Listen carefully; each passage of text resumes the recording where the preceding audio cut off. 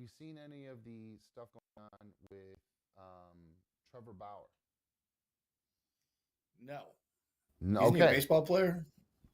Yes, he's a baseball player. He's currently playing for a team in Japan. But he got suspended from Major League Baseball for 364 games. After I'm surprised you don't know this story, Mikey. He got suspended from Major League Baseball for 364 games after being accused of sexual assault and battery Oh, this is the uh, girl that was by complicit in it, and she Lindsey was Hill. texting them like, "Shoot, okay, So I'm yes, familiar with so it." you okay? So yes, she accused him of choking her and beating her up and all this other stuff, and they have been in court battle back and forth ever since this happened. Back in gosh, when did this start? Um, God, I don't even have it listed here when it all started, but I feel like it was like a year and a half, 2 years ago. yeah, here it is. Yeah, the defamation suit. She filed in doesn't say when she filed, but anyway, she filed the suit. He said, "Look, it's all a bunch of bullshit and it's made up and it's actually a defamation suit." And he filed that in April of 2022. So the two of them were going back and forth with their attorneys, and now they've actually officially decided to settle. Or not today, actually, a couple days ago, they settled the lawsuits against each other with quote. Both respective, here's the quote from the statement from Trevor Bauer's attorney. Trevor Bauer and Lindsey Hill have settled all outstanding litigation. Both of their respective claims have been withdrawn with prejudice effective today. Mr. Bauer did not make and never has made any payments to Ms. Hill, including to resolve their litigation. With this matter now at rest, Mr. Bauer can now focus completely on baseball. And Trevor Bauer actually put out a video, and it puts a little bit more of this in context, actually, hearing him actually talk about it now. And it's kind of interesting that he's able to talk about it. I'm surprised that the lawyers didn't work out some sort of thing in there that he can't talk to them about it. So here is Trevor Bauer talking about it. Next victim, star pitcher for the Dodgers. A text Lindsey Hill sent to a friend before she ever even met me. What should I steal? She asked another, in reference to visiting my house for the first time. The answer? Take his money. So how might that work? I'm going to his house Wednesday, she said. I already have my hooks in. You know how I roll. Then, after the first time we met, net worth is 51 mil, she said. Bitch, you better secure the bag, was the response. But how is she going to do that? Need daddy to choke me out, she said. Being an absolute whore to try to get in on his 51 million, read another text. Then, after the second time we met, former Padres pitcher Jacob Nix told her, you got to get this bag. I'll give you 50,000, Lindsey replied. Her AA sponsor asked her at one point, do you feel a tiny bit guilty? Not really, she replied. Since then, her legal team has approached me multiple times about coming to a financial settlement. But as I have done since day one, I refuse to pay her even a single cent. In August of 2021, Lindsey Hill's claims were heard in court. And during those legal proceedings, critical information was deliberately and unlawfully concealed from me and my legal team. Information like this video, which was taken by Lindsey Hill herself the morning after she claimed she was brutally attacked, emotionally traumatized, and desperate to get away from me. And now we have the metadata, so there can be no dispute. It was taken mere minutes before she left my house on the morning of May 16th, 2021, without my knowledge or consent, of course. In it, you can see her lying in bed next to me while I'm sleeping. Wait until now. I have her response to this video coming up after this. Wait until you hear her response to this. Smirking at the camera without a care in the world. She's smoking. Or any marks on her face. She's not bad. I think it paints a pretty clear picture of what actually happened the evening of May 15th and why the video was originally concealed from us. Yeah. After hearing the evidence available to her, Judge Diana Gold-Saltman found that Lindsey Hill had misled the court. She found her claims to be materially misleading. She denied her request for a domestic violence restraining order, and she found that no sexual assault or non-consensual conduct took place. Now, some of you might not know about restraining order hearings. I know I didn't, but I've since learned that it's extremely rare for a request for a restraining order to be denied because the standard of proof that you need to obtain one is extremely low. So you can make of that what you will. The fact is, I was never arrested. I was never charged with a crime. I've never heard of one being denied. That took place. What's that? I've never heard of a RO being denied by somebody. Yeah, it seems like they're you just You it's can a he said, literally she say said, that and yeah. this person looked at me funny and threatened to do something, and you have a restraining order. Seemingly, it's the way, especially the way he's Yeah. making it sound. You need to obtain one is extremely low. So you can make of that what you will. The fact is, I was never arrested. I was never charged with a crime, and I won the only legal proceeding that took place without my side of the story even being heard. And most importantly, as I've said from day one, I never sexually assaulted Lindsay Hill, or anyone else for that matter. So I sued her, which prompted her to countersue me. Quite frankly, regardless of the outcome. What's that? He closed his eyes the whole time he said he's never sexually assaulted somebody else. I saw that too. I was gonna say that. I want to believe it so avoided bad. Avoided all eye contact. This dude's suspect. I mean, he just ain't been caught yet. All right, let's see it. Here it is, because you nailed it. I mean, I saw that same thing. Sexually assaulted Lindsay Hill, or anyone else for that matter. There it was. Even being heard. And most importantly, as I've said from day one, I never sexually assaulted Lindsay Hill, or anyone else for that matter. So I sued her, which prompted her. That was a good call, Mike. Me. Good eye. Quite frankly, regardless of the outcome in court, I've paid significantly more in legal fees than Lindsay Hill could ever pay me in her entire life. And I knew that would be the case going in. But the lawsuit was never about the money for me. It was the only way for me to obtain critical information to clear my name. The discovery process in that lawsuit recently concluded, at which point Lindsay Hill's legal team again came to us with another proposal to resolve the case. This time, however, they weren't seeking any money from me. Having received much of the information that had been hidden from us, a small portion of which I've referenced here, I was willing to agree to the terms proposed. Both parties would drop their respective lawsuits, and neither of us would pay either side any money. I also retained my right to speak publicly about the case, something I have not been at liberty to do since June of 2021. So, as of today, both lawsuits have been settled. Now, over the last 2 years, I can't believe they agreed to let him talk about it. I can't believe that's part of the agreement. This should have been just whole things that gagged up and that's it. It's just done. I can't believe her lawyers. I think it's good that he's allowed to expose her like that. No, that. I agree, but she looked. Not too often you get to hear these false accusers get pelted with actual facts. These false accusers just get to get away with all this shit, get away with all this stuff, all these text messages and everything that are coming through from her. Just paint her as the most disgusting, despicable human in the world. Vile person. Yeah, absolutely. I agree. Not my favorite person. Oh, wait till you watch the videos of her responding to this Trevor Bauer video. You're going to like her even more. I've been forced to defend my integrity and my reputation in a very public setting.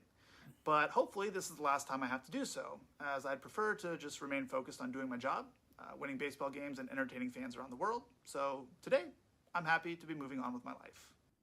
There you go. Whoops, hold on. We're not playing it again.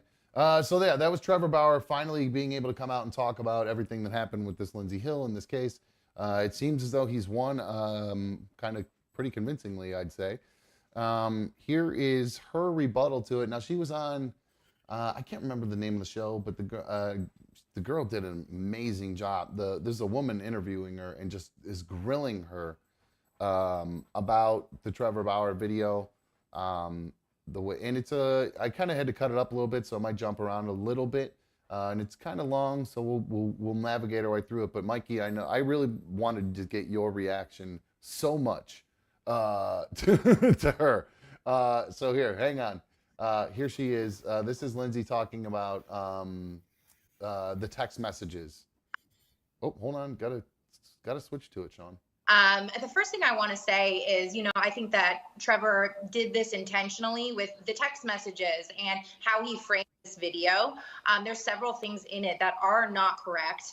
And I just want to start out by saying, it's so valid for people to question those text messages. But the root of the problem here is that he is presenting this as one conversation, when in reality he had thousands of messages to choose from, took those, made it look sequential, which it was not. There is no screenshot of those things going on one after the other. And as the bottom lash on the left-hand side looks a little funny to me, and I can't stop staring at it. Oh yeah, you're right. Look at that. I can actually. It's all gooped up. Like she's got like an extra little clump on the bottom there. She didn't do a good job. Yeah, you can see. You can't see And that, actually. what's up with this Skeletor looking woman?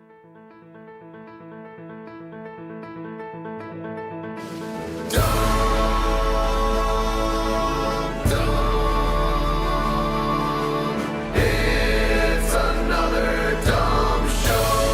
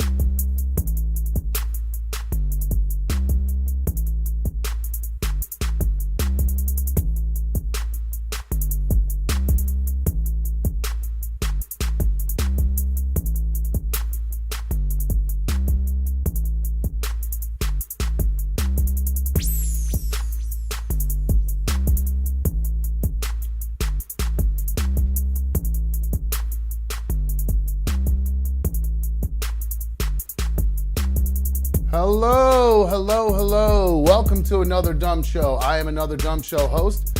Thank you for joining me on issue number 115. I am so happy to have you guys here with me on this Friday night.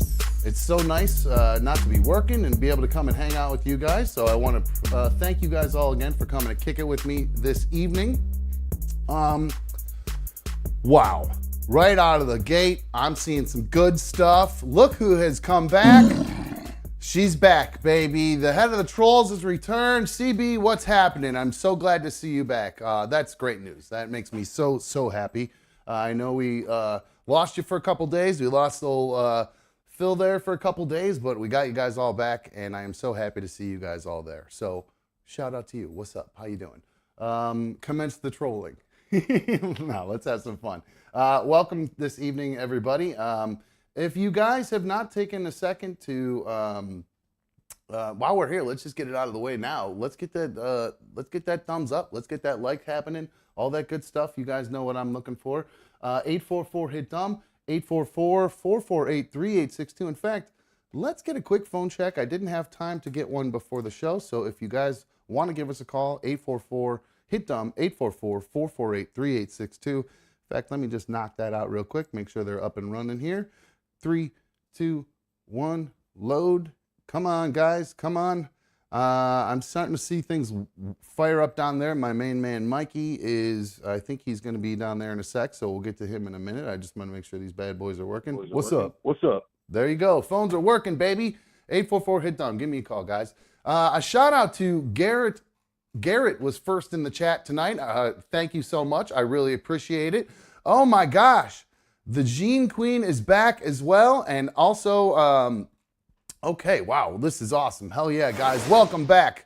The Super League is building. We have Phil has joined to become a Super League of Dummy member. The Gene Queen upgraded her membership to become a Super League of Dummy member. And Phil just passed out gifted another 5 Dumb Show memberships. Brennan, Stefan, Gunnar, Jake, and Kyle were all gifted memberships by Phil. So good, big hype to Phil. What's up, boy? Thank you very much. I appreciate it, guys, so much. So all the support we get here, I wouldn't be able to do it without you guys. So thank you for all of your support. I got a couple of emails here.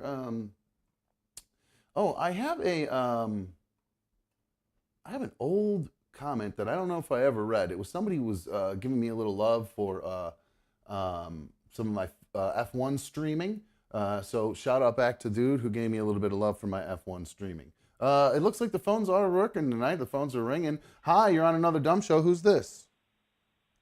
Hey, Dom, it's Garrett, first in the caller line. Hey, bro, how are you? What's going on? First in chat, first on the phones tonight. Two for two. What's up, bro? My man. Just was testing the phone line. Smoking a doobie, drinking a beer. Just wanted to let you know I'm listening. Hell yeah, it's Friday. Happy hour always starts early. The lavender starts early. So hell yeah, dude. I appreciate it, dude. Way to be. I appreciate it so much. Much love, man. Much love. Much love right back at you. Positive vibes flowing already on another Dumb Show. I love it. I love it. Hell yeah, that's the good stuff.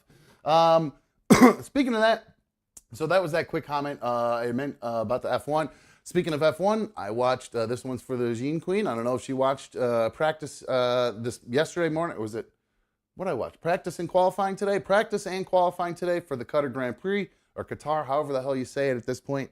That was so awesome today. Some great racing. It was crazy watching these guys. The dust and sand was blowing all over the track, so they were slipping and sliding all over the place and having a hard time keeping it on the track. I do believe my boy Max took the pole position.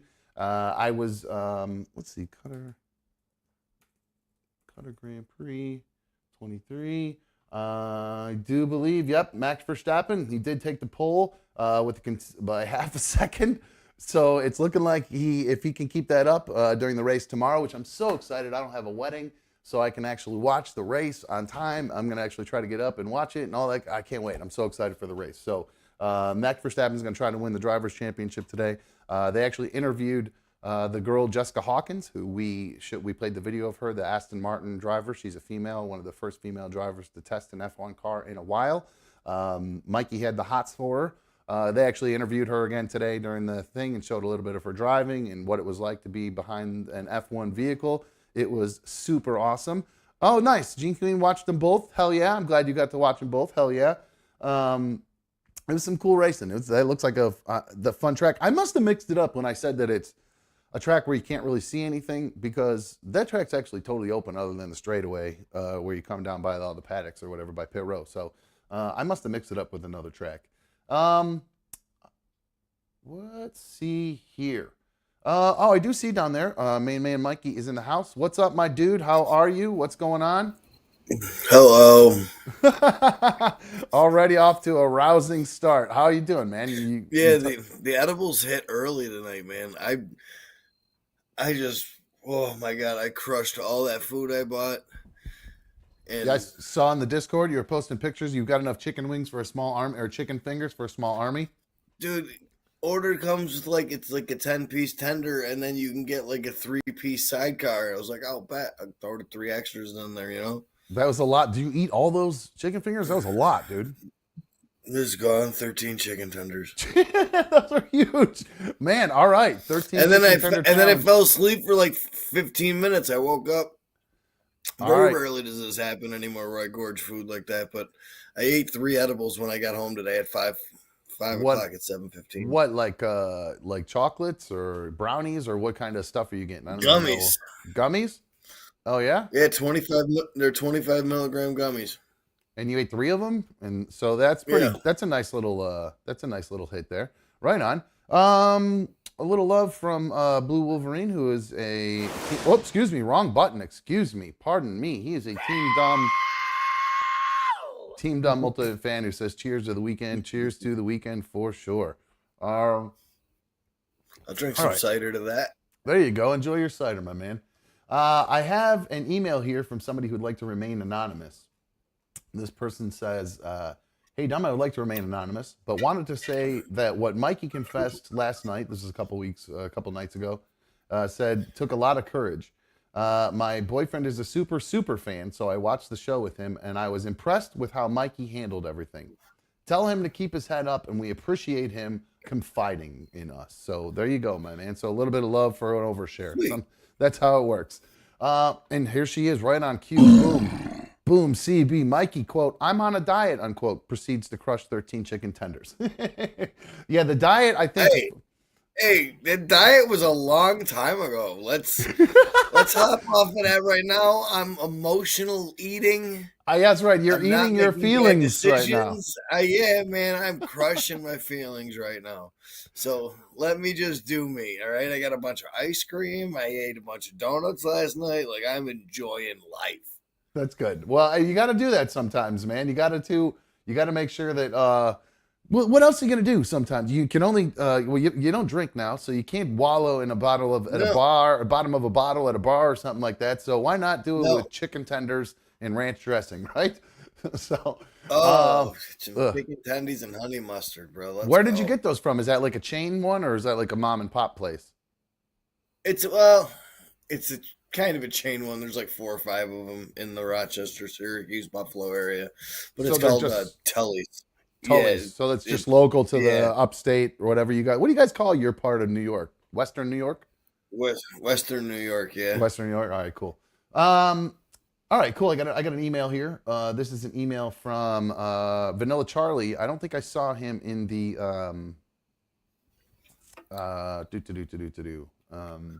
in the chat right now. Oh, look at that. Bleach Killer 419 says, I shared it on the book. Hope it gets you some extra love in here, Dumb, which means I'm assuming you shared the show. That's awesome. Thank you, because I actually didn't get a chance to do it tonight. I'm not going to lie, guys, I was just burning down during the during the recap, and I completely forgot to share the show like a dude who had dipshit. So if you guys want to share the show on Twitter and Facebook, that would be super helpful. Vanilla Charlie sent me an email. Says, yo, Dumb, thank you for putting together the picture montage during the break. It makes the music somewhat tolerable now. I'm sending you a picture that you'll hopefully add to the montage. In keeping up with the Halloween season, it's a picture of me from last year in my Halloween costume of Chucky and Joy. And here is Vanilla Charlie in his Chucky outfit. Looks like one of those just plastic masks that you just put on that you would get when you were a little kid, those little cheap ones. But it is good with these. I mean, he's got the whole overalls and everything, so that's pretty good. Good for him. Nope, don't want to see that. Nope, that was I'm not traumatic to me as a child. Nope, had a Mr. Good Guy doll when I was a kid, and it was something that like I was traumatized about after I seen the movie, and my parents took the Mr. Good Guy doll away, and then again when I was like 13, 14 years old, I thought that thing was gone forever, and it was near Halloween one night, and I walked into my room in the middle of the night, and it was just back on my bed, and I freaked out, bro. Freaked out. Dads are good. Was it mom or dad? Dad got you? Definitely dad. That was good. Yeah, one of my favorite stories actually of my dad, like ever in my life, it happened on Halloween. It was when I was a little kid. We were probably, I don't know, 10, something like that. And all the kids burnt out trick-or-treating. And I finally got back to my house. I was done early or whatever. There were still kids out trick-or-treating. And this kid from school, Richie, he was kind of the badass of the whole class. Like nobody messed with him. And like some days he was real cool. And then other days he would beat your ass. And then some days, like, you would try to mess with him, and then he would beat your ass. Like, he was just always, like, he was going to beat your ass no matter what. You could try to mess with Richie. I think I fought him one time. I said, yeah, at school, we got into an argument. And I said, yeah, we can't fight at school. Why don't you show up at my house after school? And he actually showed up at my house and he kicked my ass in my own front yard. So, yeah, no, true story. But then I got revenge on him. My dad got revenge on him without even realizing he got revenge on him. On Halloween one night, I was inside the house, and my dad had me actually, he said, hey, why don't you handing out some candy for a little bit? I'm going to go outside and do some stuff. The way our house was set up, you'd come up our front porch, but off to the side, there was this little recess to where you go in by the garage. So there was a little corner that was just dark. So Richie comes up to my front door, and he's wearing like a gangster outfit. I'll never forget, he has like this black leather jacket, or like brown leather jacket with this black leather hat. It was the strangest gangster looking outfit. But he comes up to the thing and he goes, hey, Sean. And we must have been getting along at that point, because after I kicked my ass, I was nice to him. Mm-hmm. And he was like, hey, and he called me Street. Hey, Street, trick or treat. And my dad comes out from around the corner wearing this weird mask that we had that I just didn't even it was like an old Halloween mask. Not like Michael Myers, but like a weird wolf mask or whatever. He came popping out and he goes, tweet! And this kid, I'm not lying to you, he jumped up in the air and you could see his legs spinning in the air, trying to turn and run the other way, all in like one. Yes, it was so fucking funny. And he took the fuck off. He didn't get his candy. He just took the fuck off. He bolted right back towards his house. And that was the end of that. He never came to my house ever again. So that was one of my favorite Halloween stories, ever, just my dad's stories ever. I really, God, that was so goddamn funny, especially because it happened to Richie. Kid who just kicked my ass probably months before that. I have and your dad didn't know that was the dude that kicked your ass, or he didn't? Nope. It was a totally random, totally random karma moment. Yeah, it was pretty great. I felt pretty good about it. Let's see here. Let me peek in over here with the chat with you guys. Oh, Cream Pie Tony P has made it back. What's good? Oh. Not Cream Pie Tony P. Welcome back. It's good to see you. Good to see Drew. He is in there as well. Awesome stuff. I got people retracting their own comments. I don't know what's going on in there. I don't know if, I'm not sure. Oh, look at that. CB even changed her little icon there to this. Good for her. I love this. Good to see you embracing it and we're having fun with it. Hell yeah. That's awesome. That makes me super happy. I got to quit another email here. It's a really funny picture that's actually gonna. Oh, speaking of that, Vanilla Charlie, I did add your picture to the break montage. I also have one here that I will be adding because it made me laugh really hard. We're gonna get our trailer update in here right now, and it looks like we have a great picture here where Kelsey Cox hurts Swift. So let's hope that she'll be okay if she makes it to Minnesota and she's not hobbling after giving him what maybe be his birthday gift. Do you able to see that, Mikey? Can you see the jerseys? I don't know if it's too close or it's probably small on your guys' screen, but there it is. Is that a little better? That's pretty funny. Yeah, I like it. And but there's also the version where you take out the Cox in the middle and it's just Kelsey hurts Swift. Now that one was making the rounds too, so that makes me a little bit nervous. So we'll see what happens if it's a broken. I mean, that could be. Never mind. Yeah, I was gonna say it could go either way. Is it gonna be a broken stick, or is it gonna be that she's gonna be walking funny? Yeah, they can be jumbled around into a lot of different things. Yeah, exactly. I do have, like I said, we're gonna get our trailer update in here before we head into the weekend, and who knows what's gonna happen with Traylor this weekend, whether we're going to see her at MetLife Stadium or not. Let's see, where's my little I couldn't figure out why the hell you were saying trailer. I was like, what? Trailer trash? Yeah, well, you can either do Traylor, Travis, and Taylor, or you can do I think there's Swelce is the other one. That's horrible. Yeah, they're both terrible, but you got to go with Traylor, in my opinion. Mr. and Mrs. Pfizer. That's funny that you said that. I actually have Travis Kelce actually replying to that little comment that Aaron Rodgers made to him. Here it is. Here's actually Kelce right here. I thought it was pretty good. I mean, with the stash right now, I look like a guy named Mr. Pfizer. Who knew I'd get into the vax wars with Aaron Rodgers, man? It's Mr. Pfizer versus the Johnson & Johnson family over there, man.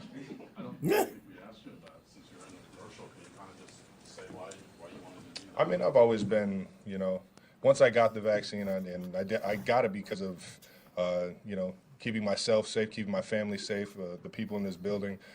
So, yeah, I stand by it 1,000% and fully comfortable with him calling me Mr. Pfizer. Travis, anything? I hate when people that's fine. I'm for the vaccine. I know you're an anti-vaxxer, but I hate when people who are vaccine say stuff like, I did it to keep myself, my family, and other people safe. It doesn't stop the spread of it. It reduces your chances of dying from it. It drives me crazy when it's explained that way because it's so misleading. It's how it was explained to the masses. No, the masses yes, just no. The masses are just used. No, oh hold on. The masses are just used to, Mikey. When you get a vaccine, it's to prevent something. Like if you get the smallpox or whatever, like all the ones they give you when you're young, those are to prevent you from polio, mumps, rubella, and all that shit that you get. So you won't get it. You won't catch it. It was said that it would stop the spread. It was said by Fauci. It was said by government officials. If they said that, of course you wouldn't remember. If they said that, they were incorrect and they were saying it wrong. But I, from the get-go, remember. I remember in particular that we were going out of when we were on the old show. I went out of my way, and nobody. It wasn't like some concerted effort, but I could just tell from like Rover and Douche. They said the same thing. They'd be like, we were always trying to drive that home that no, it's not gonna stop the spread. Like we at least I know that was one I always tried to Because it drives me crazy. It's so misleading because it's not what it's for. It's to prevent you from dying. So, but anyway, enough about the vaccine. I don't give a shit enough about it. I'm more concerned with Traylor or Swelce. Pick your battles. What do you guys want? Swelce? What do you? Let me know, chat. Let me know what you guys think. I'm gonna stick with trailer trash. Why is it trash? I just don't like the whole thing, man. Mikey, I have to here. Watch this clip and tell me if it changes your mind. He was asked about Travis Kelce was in that same interview that we just saw him from. He was asked about how he's feeling about this in comparison to the Super Bowl, his relationship with Taylor Swift. Yeah. As all the attention comes, it feels like, I was on top of the world after the Super Bowl, and right now even more on top of the world. So it's fun, man. Look at that. He's on even more so on top of the world now, being with Taylor. How does that not make you feel good? You think are you still hung up? Are you just so angry about love right now that that you're just such a jilted man that you don't believe in any of this? Or you still, or like, do you think it's just a big publicity? This is football. It's a big publicity thing. It's that the NFL invented? It's all kinds of stuff going on with that, man. There's all kinds of stuff. What do you mean? What does that mean? All kinds of stuff. What do you got, a conspiracy that I don't know about? You got a new one? There's a conspiracy that I heard today that I have not looked into yet, but I don't want to repeat the conspiracy that I heard because it was already said on a different show. Our show? Yeah, not our show. Oh, because we had a conspiracy. I heard it on the show earlier in the day today. We had a couple different conspiracies. There were what was the other conspiracy that we had? That the bad calls were done on purpose to keep the Chiefs winning. So we talked about that. Last week. No, my conspiracy for this, which I haven't really looked into yet, has to do with Ryan Reynolds' multimedia company and how he creates viral moments and everything like that. And he did actually put Jake from State Farm next to Donna Kelce in that last week, I believe it was. He orchestrated that. And now, Travis and what's her name are together, and what was it? The NFL forced broadcasters to play the trailer for Taylor's movie for free. Why wouldn't Taylor have allowed the NFL to play her music and Fox and everybody to play her music on the broadcast then, if she was involved with it at all? Wouldn't it make sense to play her music? No, she fought really hard for her master. She don't let the rights to her music go anywhere now. But you could do temporary allowances for like if she was going to do the Super Bowl, they'd have to probably play something just to help promote it, and they would allow her to do that. And this is all if anything, this is just a big buildup to get her to do Super Bowl next year. I mean, that's the conspiracy, if anything, is that they're going to bend over backwards for her to make her comfortable with the NFL so she can do the Super Bowl next year. Or they'll wait and something's going to happen with Usher and they have to replace and use her. Or something. Usher get canceled. I thought he already got sort of canceled at one point. Didn't he get accused of spreading around the herp? Actually, I think that was allegedly. I believe that was a conspiracy about him. A woman tried to sue him for that. I think, if I'm not mistaken. Maybe I am. I could be wrong, but I'm pretty sure I remember that. Brett said it's all publicity to get idiots to talk about them. Well, idiot. Call me one. I'm happy to talk about it. I actually got another clip. I got Donna talking about what it was like to sit with Taylor up there because I want to know what it would be like to be up there with Taylor myself. So here she is. Was that the first time you'd met Taylor?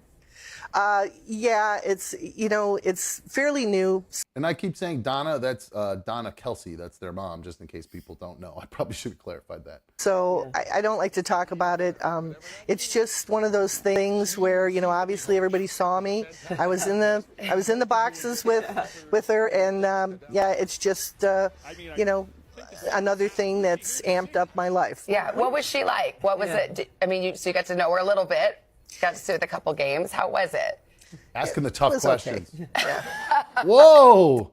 Did you hear that answer? It was okay. Yeah. It was okay. It was okay. Do you think it's a budding romance? I honestly can't tell you. It's just too new. I can't tell you. Was that the first? So there you go. There's Donna talking about their relationship. She doesn't seem overly thrilled. I'm not going to lie. She doesn't seem to be as into it as you would think. Now, if you think if it's a big publicity stunt, wouldn't she be on board with it and start, oh, well, it's, instead of, she seems a little dismissive of the whole thing. She can't be involved in it. I mean, she's probably involved in no conspiracy. What's she doing being interviewed? What's she being interviewed for?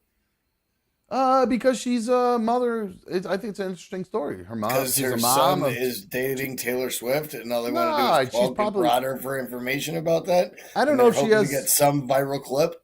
I actually don't know why she was on that show, other than maybe because of her, recent celebrity. Well, I think the fact that she has two sons playing in the NFL at the same time, both at the top of their game, both put Hall of Fame probably players. They did that last year though, because they won.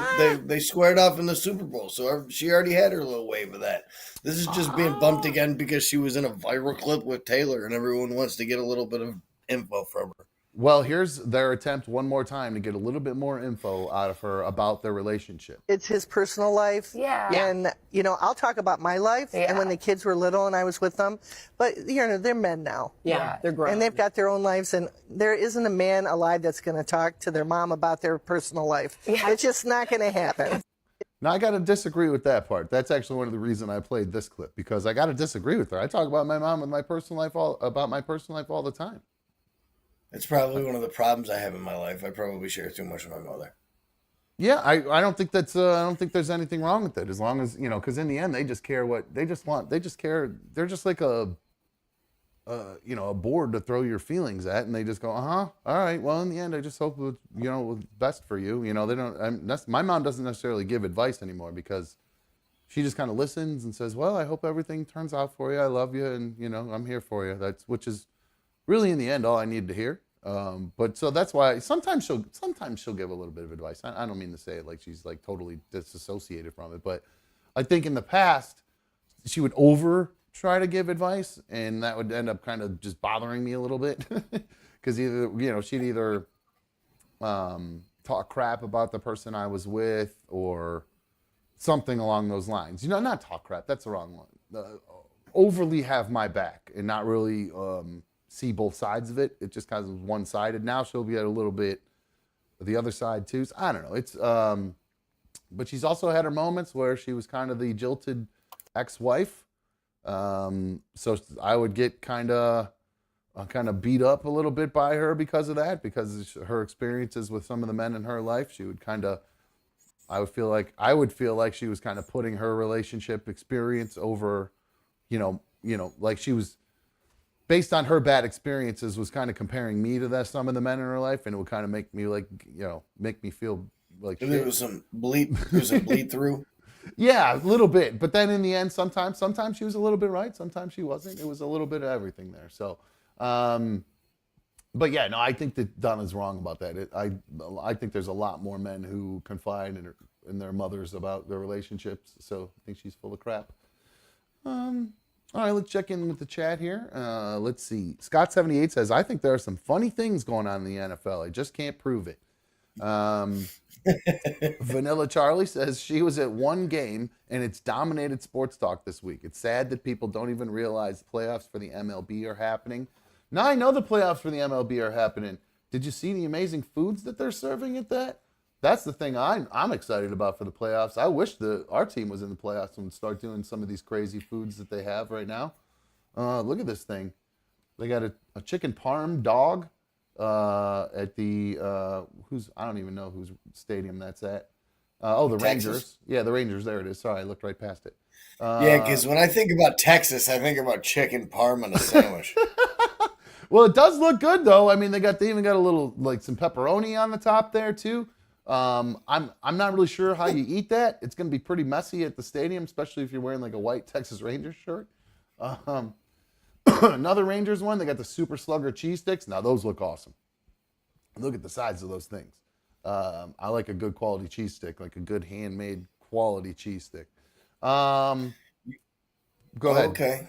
What were you gonna say? No, I'm down with that. You're down with this one? I was just gonna say the other ones can't be hand rolled. I mean, if they were, they gotta be like a $40 set of fucking cheese sticks. Cheese sticks might be worth it though. They're pretty good. It's all about the experience, Mikey. That's why you'd get a Schwar burger that's got beef brisket on it, along with the burger, bacon, onion rings, and then another onion ring on top for some reason, just to really knock it home. Then we got the Kramarchuk Bratburger. I don't know, I think that's how you say homeboy's name.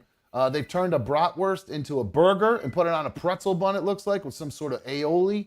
That looks bomb. Oh yeah, smoked Gouda, some sauerkraut, and some Dijon aioli. Ooh, that looks really good. I would crush that. It's in Minnesota too. Yeah, that makes sense. The Twins, good for them, like you said. Excited for them, you are. This one's a little interesting. Ooh. Walleye sliders with what looks like some pickled onions on there, a pickle on the top. I don't know if some tartar sauce. That might be good. I don't know. I don't feel like.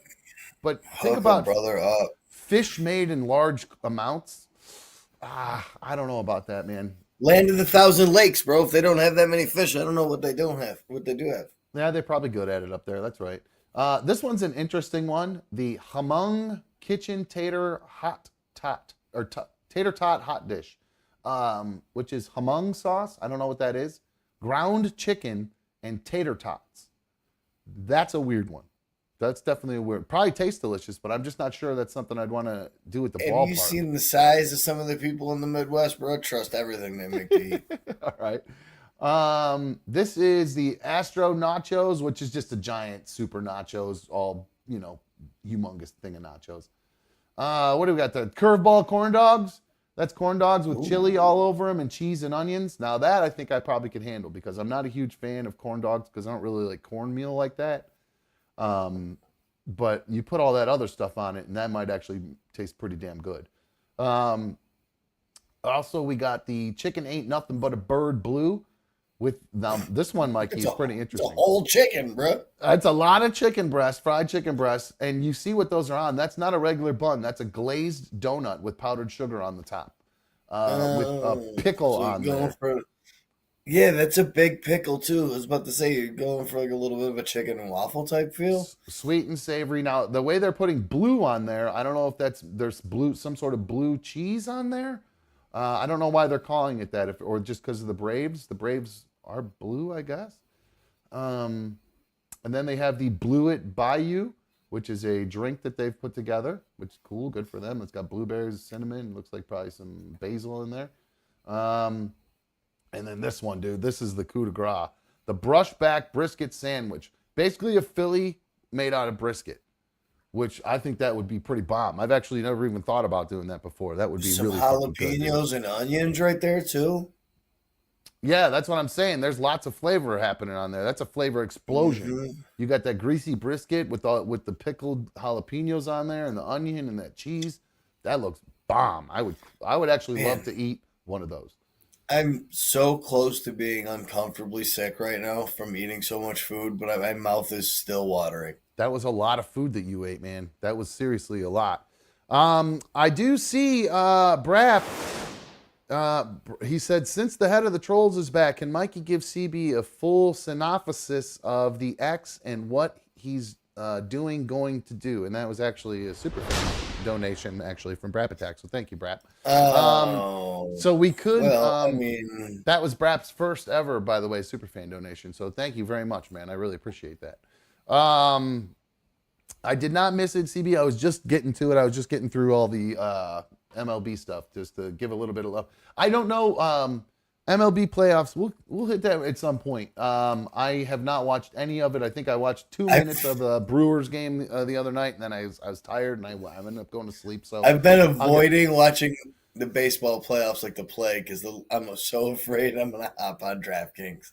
See, I actually thought about it for 2 seconds, and I said, you know what? I know zero about any of these players, any of these teams. It would just be literally a crapshoot of me just going, all right, these look like odds that I could make. It would just be a complete waste of money. It was a complete waste of money betting on that stupid football game yesterday, which I thought I knew about. So what the hell do I know? I don't know shit. So, yeah, we'll talk baseball once I've had a chance to kind of catch up a little bit more on it. So, yeah, Mikey, I do have a story that I kind of wanted a video I wanted to play to kind of go along with everything you've been going through. So I guess brief recap of what happened the other night, and then I guess we'll get a quick little update since we're talking about it of what's going. If you're up for it, as far as what happened. Yeah, sure. So what did we miss? We're talking about the other night. She came over the other night to drop off a tool. Yeah, I that's texted her and said, "Hey, can you come drop off this tool that I need?" And she said, "Sure." And I tried to time it to the point where I wasn't home when she was going to be here, because I knew she had to go to work. Well, at least I assumed she had to go to work. And when she texted, "Are you home yet?" I was like, "No, I'm not home yet. I'm still on my way." She obviously waited for me to get back here, and then she came back here. She brought the kid with her. The kid was apologizing because he couldn't get me a gift. He really wanted to get me a gift while he was away.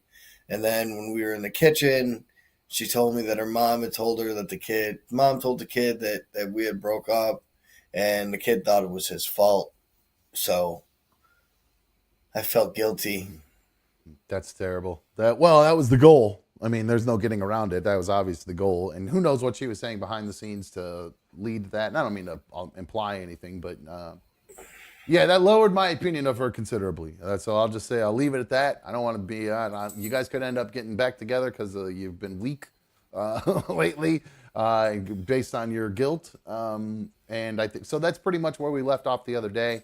Yesterday, you had mentioned that you knew she was going to be working this weekend, and your I don't know if you said worst fears, but your expectations were probably that you were going to buckle and you were going to take the kid, and he was probably going to end up spending the weekend over at your parents' house, and you were going to take him to Dave & Buster's, and that was where we left off last night. And so is that what happened? No. Really? No. Did she not call, or did she ask, or what happened? She didn't ask. I didn't offer. There you go. Where you go? Perfect. All right. Now were you like? But I'm pretty sure my mother's gonna text her and take the kid on Sunday night. Okay. Well, that's a football night for you, so you definitely that won't affect you much at all. So that's good. I'll end up seeing him because he'll be getting dropped off there when I'm there for dinner. Because Sunday night dinners are always at my parents' house. Oh, really? Oh, I didn't know you did that. That's pretty cool. That's nice. Yeah, my mother always, oh my God, even when I used to be all messed up, I would limp my way home for a Sunday dinner and leave with a Tupperware full of food I would try to sell to somebody. Nodding off at the dinner table and pretending that my stomach hurts today, Mom. Oh, they knew what was up near the end. Yeah, I'm sure they were very sure of it. So, let's see. So, Mikey, Crooked Orchid said you rock. CYX does not want your mom to do that. Scrooge said that the kid doesn't need this. It's not good for the kid. It is what it is. You can say it's good for the kid. It's bad for the kid. The kid didn't do anything to deserve it. Didn't do this to deserve that. And he would miss my mother. My mother would miss him. Mm-hmm. Well, are you willing to, can you separate yourself from the relationship with her, even though you guys, in an effort to try to help? Not yet. I can't. You can't. Not yet. I can't. Not yet. So, if we can sit down and have this conversation that she said that she wants to have, then possibly that'll move me in one direction or the other. But I'm not at a point yet where I'm like, I'm helping out my friend right now with watching her kid and shit like that. I'm not. Gotcha. So you're okay. So so you are open to a point where if she says, look, you both agree, this isn't going to work. I'm going to see other people. You're going to see other people. But look, I understand you need some help. I care about you. I care about him. So we'll try to figure out something to the best of our abilities. Don't expect me to be there every day, but maybe Mom and Dad can help out. I can help out here and there. Something along those lines? Something along those lines. It could be something that happens in the future. Yes. Vanilla Charlie said that's how it starts. Her dropping off the kid for dinners, her foot in the door. Anita Philia says, stay strong, Mikey. Don't go back and forth for Ollie's sake. Let's see. And Falcor says, I mean, the kid not losing his support system completely isn't the worst thing ever. I agree. It is probably confusing to a point because, and you know, it might kids are weird and they blame themselves for weird stuff and things like that. In the end, hopefully he'll learn down the road. He'll come to learn, I think, probably that nobody was out to hurt him or anything like that. So let's hope that, yeah, I guess like she said, the support system is a good thing, and that in the end, she figures it out, or you guys figure it out. I don't know what to hope for here in the end. I just hope everybody ends up kind of being happy. That's all I just want hope to be for. happy, man. That's all. I know. I just want to be happy. You just kind of said, though, there's so many people's other people's feelings involved now at just this point, and it's just starting to get a little dicey at this point. So, are you? Have you spoken to her at all today, or no? No. Okay. All right. Well, I do have a story here that I wanted to talk to you about, and I won't spend the whole night on this, but I do have one quick. I had a story. I wasn't expecting CB to come back and want a recap of everything, so I figured we'd eventually get to that. But I kind of wanted to talk about, and I could probably talk a little bit too about this, but there's a relationship expert. He's a UK-based relationship coach, a dating coach, in fact, who has revealed what the 5 early red flags are in dating. And he said ones you should never ignore. Now, so I'm going to play this video and we'll break it down. I have a feeling I'm going to be... We'll see. Well, you could break like it down. A slalom skier. You could break it down to see whether you are that red flag or if your girl was the red flag. And I can kind of do the same for myself, maybe in my relationships too. So here is this relationship expert. What is his name? I just closed it. His name is Jacob Lucas, and he's from the UK, so he's got a bit of an accent. So just kind of bear with that, but it's not horrible, and you'll figure it out. At least it's not too weird of an accent to keep up with. Here is Jacob Lucas, a dating coach, on the 5 early red flags you should never ignore when dating, quote, a new man. But I feel like this could apply to men or women. I'm a professional dating coach, and this is 5 early red flags that you should never ignore when dating a new man. Number 1, they will tell you secrets about their life that will make you feel pity for them early on. People who have been through genuine hard times in their life very rarely share that with people who they just met. I don't know if I believe that, though. Well, I think, there are probably people who are out there doing it. I think sometimes that's just a matter of relating with people. Sometimes broken people come together and they just end up talking about the things that broke them. You know what I mean? I feel like, B1 went through a lot when she was younger, and I found out about that all very soon. I didn't find that to be a red flag. She wasn't looking for pity. It was a little more of just to explain a little bit about her. You know what I mean? Her, you know what I'm saying? It just kind of explained. She was talking about her life. You know what I mean? Like, she had a rough kind of up. Her family wasn't around. Her dad wasn't around a lot when she was little, and they work on their relationship from time to time. And I think at that point in time, it was at a rough point. So, just getting to know somebody that you care about, you're going to ask, what were your parents like?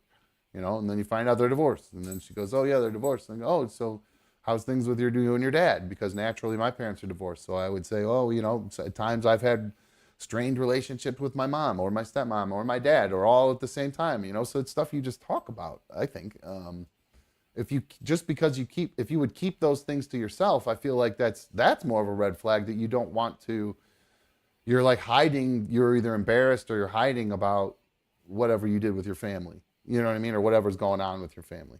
And I'm just using that. I was about to say, I've shared some of the maybe I'm the red flag when it comes to that one, because I'm definitely an overshare.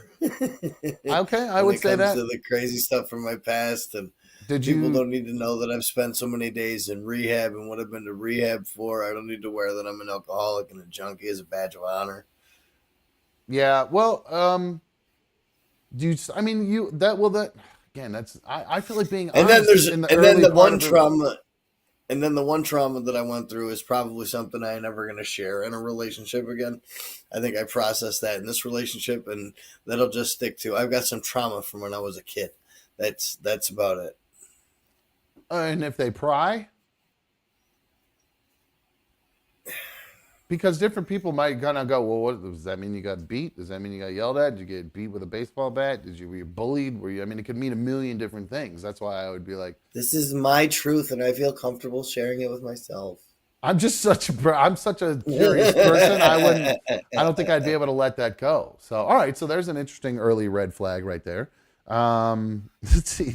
CB apparently the head of Trolls is having a hard time holding it together. I'm not exactly sure what that means, but seemingly there's a major trolling she's ready to drop. But all right, here we go. Let's move on to red flag number 2. Most of the time, they will do to see how you emotionally respond to them. And if they get the reaction that they are looking for, then they will think that you are easy to manipulate.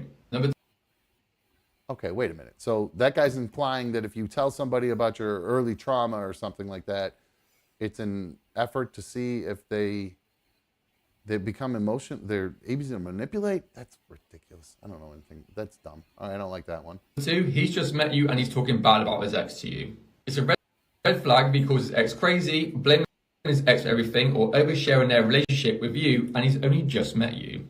It shows that he's socially unaware because he should know that you don't want to talk about his ex when you just met him. Okay. Yeah, I ain't talking about an ex. I don't talk about ex relationships at all. Well, mine, there's an overlap with mine, so there was hard not to. You know what I mean? It just kind of like there was. Well, that's a red flag in and of itself. Yeah, it's a different type of red flag. So I don't know. There's a red flag that the two of us were both okay with that. I don't know, but we both kind of fell for each other very quickly and very hard. It was unexpected. Trust me. I don't think either of us expected that to happen. But I also learned about her. There was a little overlap on her side too. So it was a two-way street there. So we kind of just naturally had to talk about her situation. You don't ever, but now having said that, she, since we were together, once we were fully together, like she would never, if I ever even like remotely hinted at any past sexual encounters or anything like that, she would get very irritated about it. Not irritated, just was like, I don't need to hear that. Just, you know what I mean? And I'm just like, it's a sex thing. What do we, you know what I mean? So, but yeah, she didn't like that at all. So, all right. Red flag number 3. Number 3, he's indecisive. You'll be the one planning all the dates, and you'll be the one making all the big decisions in the relationship because that person can't make their mind up about anything. It will get exhausting for you. Number 4.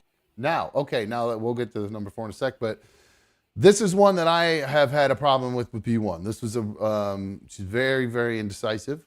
She'll probably be the first one to admit that. She'll probably be annoyed that I'm even saying that, but it is true. She's indecisive, and I think that's part of it can be exhausting, especially goddamn picking dinner even can be a nightmare at times between the two of us. So, because I'm a little bit indecisive because I get buyer's remorse so quickly and things like that. So, man, I wish I had that right now. Well, I just, as far as going out to eat or anything like that, I mean, now I'm pretty decisive about it because of Darla. That's pretty easy. I'm going somewhere that has a dog. In the past, it would be like, God, we'd spend all day trying to pick out where we're going to go until we finally found a place that we like. Then it would be like we'd go there enough times, and then finally we get sick of it. So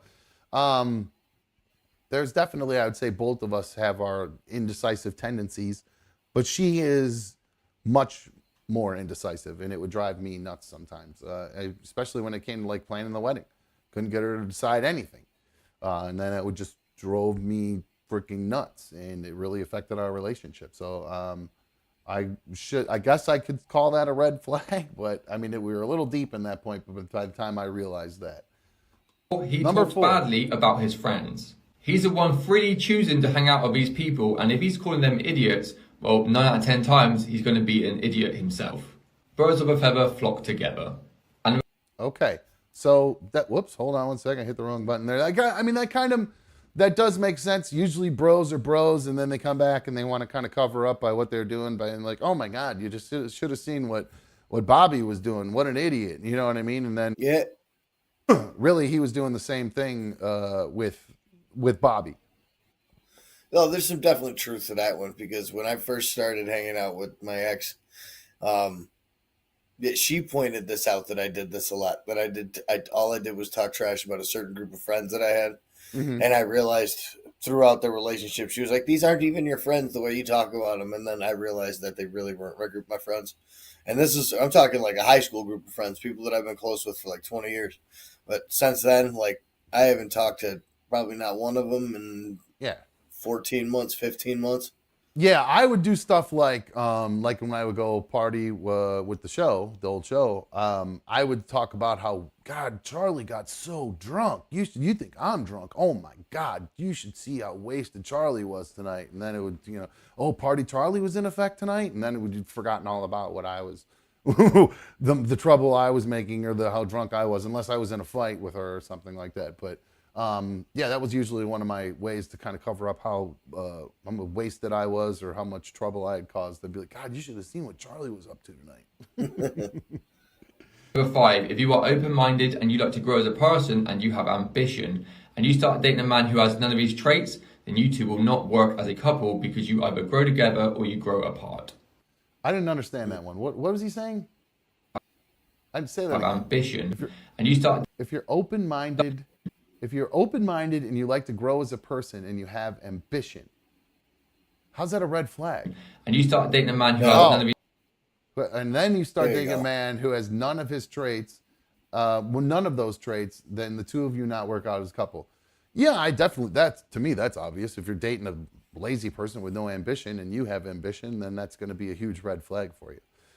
Even if that person may have ambition, but they're not following through with their actions to... Yeah, I think in general, it just goes along the lines of you dating someone that doesn't have the same life plans as you. Like, Well, start you need to dating be- somebody that says, you meet somebody in the first date or two, that person is vehemently against. Like, I don't want children. I ain't ever going to have children. And you know that you want to have children. You know you're starting a relationship on a major disagreement that's going to come back at some point and ruin it. So why even get started? That's a good point. I didn't even think about like kids and things like that. I was just thinking about kind of like life ambition as far as career or just, things like that. I didn't even consider personal life ambition in the sense of whether you want children or you don't. That's actually a good point. That makes Family a lot of life, sense. travel life, stuff like that.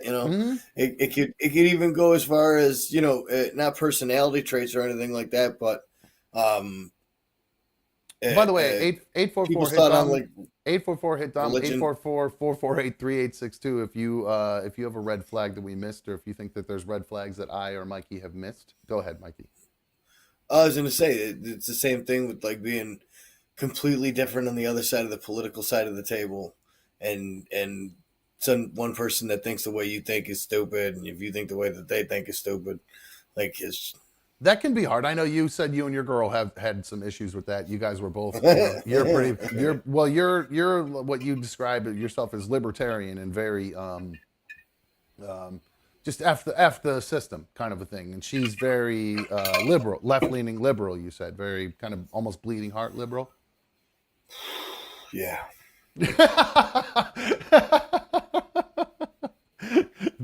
Okay, so I see that could actually, is it to the point where she's constantly talking about stuff with you, like, on her, We from both her are side? at the point where we don't listen to like it. It was like, no news is good news. Like, most of the news stories, and when like we started doing the show again and stuff like that, most of the news stories that you had, I hadn't heard of yet or anything like that. I was just completely disconnected because I know there's no point in talking to her about it. There was never ever a healthy conversation we can have about anything meeting in the middle. Right on. That's understandable.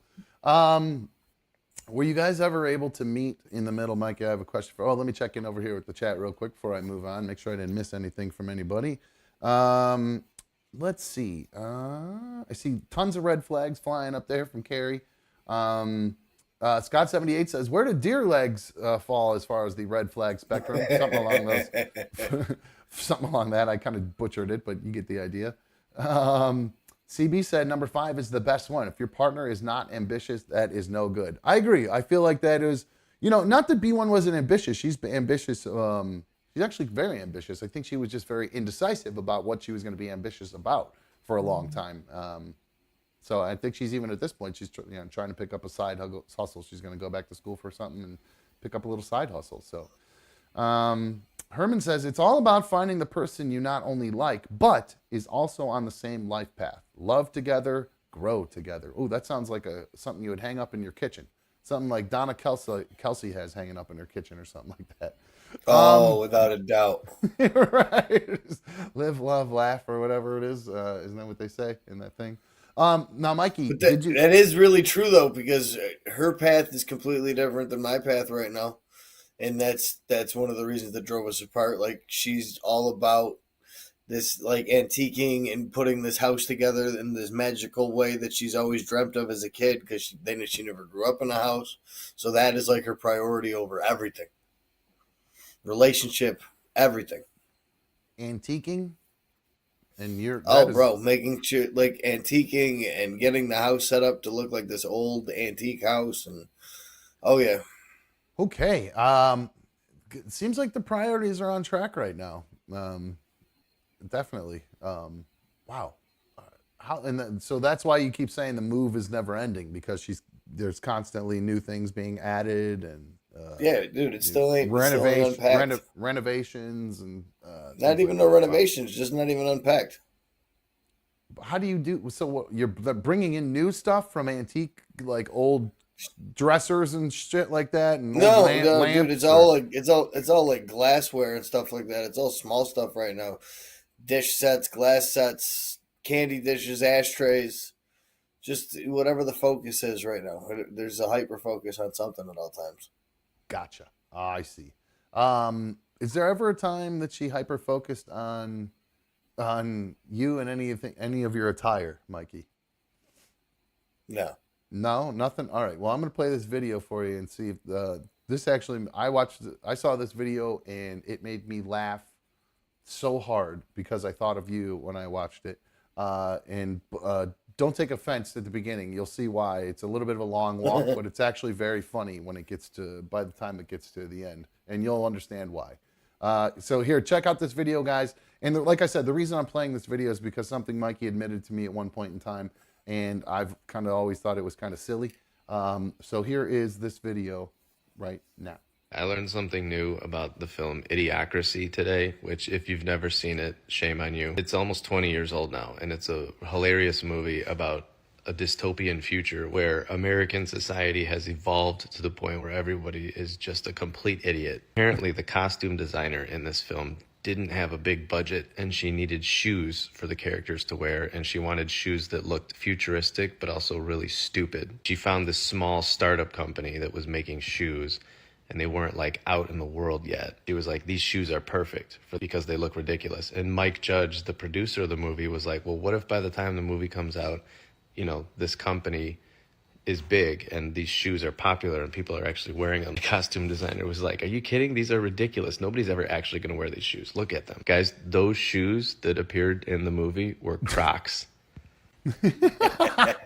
Just normal Crocs. We're all wearing idiot shoes. I'm part of the problem. I have 2 pairs and 3 more pairs on my wish list. I don't know if that's common knowledge for fans of the movie, but I read that for the first time today and just cracked up laughing. I died when I saw that. And I didn't even mean to really actually talk. Like, when I first came across the story that brought up Crocs, I didn't actually know that was, like, I actually found another reason to bring up the Crocs, and I thought of you. And then I saw that video. I love Crocs. I know you do. That's why I know you wear Crocs. You said that's pretty much all you do is wear. Dude, and I was so against them forever. I was really that dude. Like, I will never wear these things. And then you slide them on once and you're like, footwear is solved for the rest of my life. Now, it is such a cheap solution to footwear. Do you just see? And I'm trying to keep up with everybody. CB says another dumb show. Crocs are the worst. We are for sure not all wearing them. No, I don't wear Crocs. I've never even. I think they look goofy. I can't. Haters. I'm not a hater. I just know they'll look ridiculous on my feet, on me. You ain't even tried them on yet. You don't even know what they would look like. Don't care. I don't have to try them on. I know what they'll look like. Yeah, that's what I said too. I've no interest. They look goofy to me, except maybe all the FOMO that you have, and you choose to be a contrarian about Crocs. Well, maybe if I was able to get me a weird hill to die on. Maybe if I go, no, I honestly, truly just don't. I'm not interested in the style of them. I find them to be very unappealing to my eyes. I don't like bro, them. I got fuzzy filled ones, bro. I got all kinds of weather. I got all weather Crocs. You got these? No. Why not? I thought you're such a Croc guy. What's the problem? Those are Crocs. Those are Crocs. Look like a cowboy. I mean, I know I'm about the farthest thing from that. Whoops. Hold on a sec. No, look at these, man. They're great. They got a spur on the back. You know who needs a pair of those, to be honest with you? Who? Jeffrey. Jeffrey needs a pair of those. Those will look great on Jeffrey. So a little something for you guys to think about if you ever want to get something for our old pal there. I thought you'd laugh at that, buddy. That made me laugh really hard. So I'm glad you got a kick out of it. Those are ridiculous Crocs. I've seen some other ridiculous ones as of late too. Like they have like Hershey and Reese's branded ones that come in like the color like I know they had like KFC branded ones or Taco Bell branded ones a while back. Yeah, like, there's all kinds of there's all kinds of different mine ones. are just like some black ones with some cool little plastic widgets on them. Yeah, here's the one. Here's the Reese's ones you were talking about right here. Yeah, that's stupid. That is stupid. But they look comfy though. They look ridiculous. Everything about them looks dumb. They're comfortable. They're comfortable as shit. Now I know they're idiot shoes. I'm gonna wear them probably for the loudly. I gotta get a different pair now. Loud and proud. He said. It's weird how much of that movie's come true though. That'd be a good one to watch if you haven't seen it. Idiocracy? Yeah. Oh, I've seen that for sure. I love that movie. That movie's hilarious. When's the last time you watched it? Probably not for a while. Not since probably before like Trump and everything started and all this just watch it again. Lunacy that we're living in. Yeah. So watch it again, and it gets a lot more relatable the longer it goes. I got an email that came in a little bit earlier when we were talking about Traylor and just last trailer for tonight. But this, Mikey, you'll get a kick out of this one. This is what the conspiracy has grown and the, it's actually infiltrated everything at this point. They released early the new cover of Madden 25. Here it is. Yes. So, no, I think I think Blue Wolverine posted that in the Discord earlier and might have just emailed it to me. So thank you very much. I was hoping I saw that pop up in Discord earlier, and then I was like, oh man, I wish you would have emailed that to me. And then I was like, I should just pull up the Discord, and I just never did because I got distracted by the other one that Jane sent in. So, all right.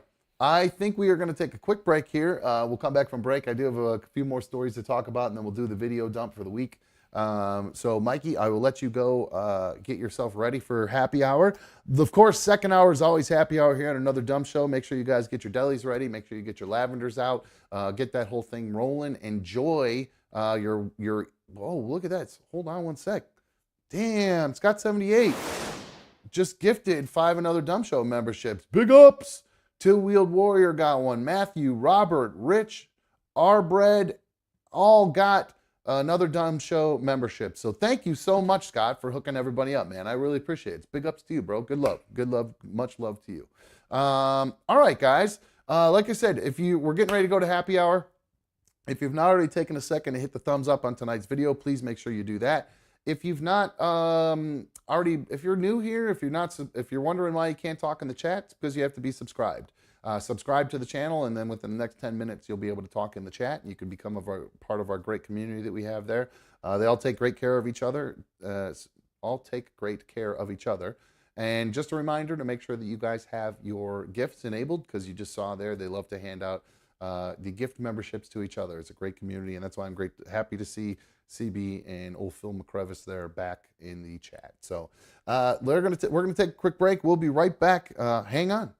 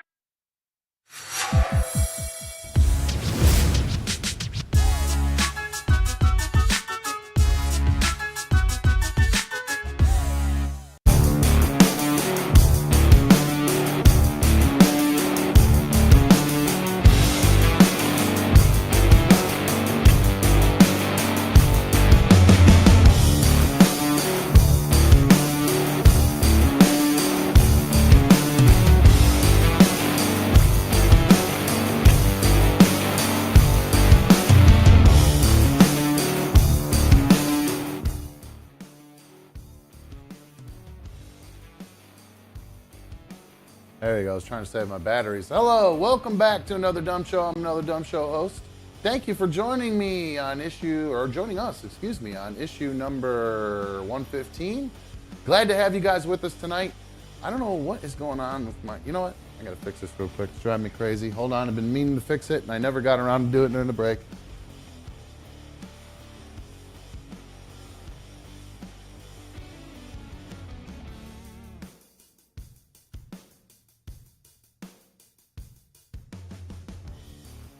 There we go. Now we're back, baby. Damn, that was driving me crazy. Oh, man, I couldn't concentrate. The whole time I've been staring at that. Every time I seemed distracted tonight, because I was looking at that thing being off center a little bit. It's driving me crazy. All right, guys. Let's see. Falcor says, man, I just want to groom Darla so bad. Falcor, you want to groom my dog for free? You're welcome to, but that grooming stuff is expensive. But yeah, no, I actually, B1 and I, we groom her ourselves usually. And I actually just trimmed around her eyes the other day myself. I was pretty happy with the job I did around her eyes. They were looking really, really rough with the, excuse me, she was looking rough. She couldn't see, her nose hairs were up in front of her eyes from the front. They were hanging over from the top. So I held her the other day and she was such a good little whoppers. My good little puppy whuppy. She was so good. She let me snip around her eyes and her nose. She just sat there like a good girl. Who's a good puppy whuppy? Who's Beanarina? Beanarina, you awake? Darla? Darla Beans, you awake? Hello? She's out. Damn, she's sleeping. Oh, nope, there she is. It's alive. It's alive. Hi, baby. Come here. Come say hi to everybody real quick. Come here. Come here. Come say hi to everybody. Falcor says she wants to see you, and she thinks you need a grooming. Look at this puppy. Look how cute she is. You said, I don't need a haircut. I'm a praise girl. My daddy just brushed my face during the break. He was giving me hugs and brushed my face. You're the best girl. You're the best girl in the whole wide world. You're my best friend. Yeah, you're my best friend. I love you. I'm sorry. Oh, good girl. Go lay down. Go play with the kitties. All right, guys. Welcome back to another Dumb Show. Sorry. Covering dog hair now. By the way, during the break, I have to give some major love out to couple things I noticed there. During the break, Sean went ham, and I apologize to Sean. I put him on hold, and I ended up going to break like a dipshit. But Sean was kind enough to gift 10 another Dumb Show memberships out. So Kenobi, Yip Yip, Mike Fish, Wesley, It's Jason, Eugene, Quinn, Melissa, Brian, and Statics were all gifted another Dumb Show memberships from Sean. So big ups to you, Sean. Thank you. Hype, Big Sean. Hype for Sean. What's up, dog? Appreciate that so much. And then, of course, I owe somebody an apology. Apparently, I've been saying Phil McCrevice when it's really just Phil Crevices. Excuse me. Wanted to clean up that. I got to clean that up. Sorry about that, Phil Crevices. I understand. I apologize. He just straight up he doesn't try to hide it with some sort of Scottish or Irish shit with some Mick on there. He's just straight up, I feel crevices. That's it. I'm just a pipe laying motherfucker. Unlike Mikey, who wears Crocs. CB says that's why dumb F's and Mikey does not, is because I don't know. It's been a little while, so actually I don't know. I'm on temp. There's a B1 update for you. I think I'm on temporary hold right now, so we'll see if that ever comes back around again. Having said that, one thing that does come around all the time is schmoking. Mikey went a little ham this evening, and he actually, without the schmoking, just overdid the lavender edibles tonight. Did I ever, man? The Cottonmouth is at like a 12 out of 10 right now. Like, I'm just completely dissociated. Like, I'm just out of it. I feel uncomfortably full. I probably drank like 3/4 of a gallon of apple cider as well. It's just absolutely delicious. Are you going to have one of those nights where you can't sleep because your stomach hurts so bad? Because I'll have those sometimes where I eat so much, like, and I get like. Because the edibles already got me thinking there's cookies coming.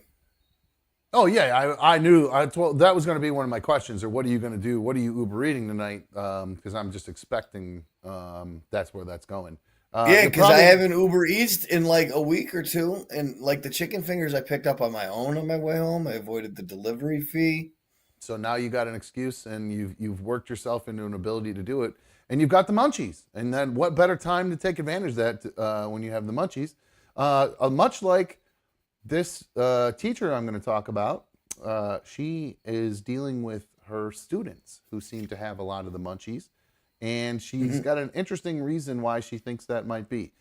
So this is a teacher she's on TikTok. I don't think she mentions what school district she works for, obviously, but her name is Hallie, and she is a teacher who talks about her experience with marijuana. I'm nervous about this, but this shit needs to be said. Stop smoking weed around your kid. Stop smoking weed like it's a cigarette around your child, because it's not. They're two different things. Two different things, and I'm going to tell you, one of them is going to get you a quicker, more negative outcome than the other, and it's smoking weed. Look, I don't care what you do on your free time. I don't care, because we all need our vices. Like, it's life. It's the 21st century. I get it. But around your kid, I mean, it is. It's like night and day in the classroom right now. Your children are coming into the classroom reeking of weed as if they're the ones that just smoked. And I mean, the effects are insane. I'm seeing it with my own eyes, dude. You cannot tell me anything different. Obviously, yeah, there's other things at play, you know, where they live, who's raising them, all that shit. I get it. But I'm blaming weed, dude, because, like I said, night and day. So your kid will come in, right, and they smell like weed as if they just smoked themselves, okay? I mean, I have kids sleeping through the day.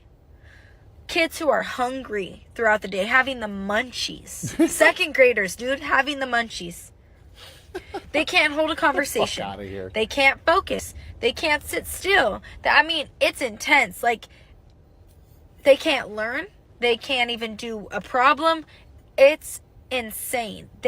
So this woman's implying that this is happening because parents are the kids are getting such a contact high from parents smoking around them that they are showing up at school so baked that they can't focus on school. They can't. All they do, they have the munchies.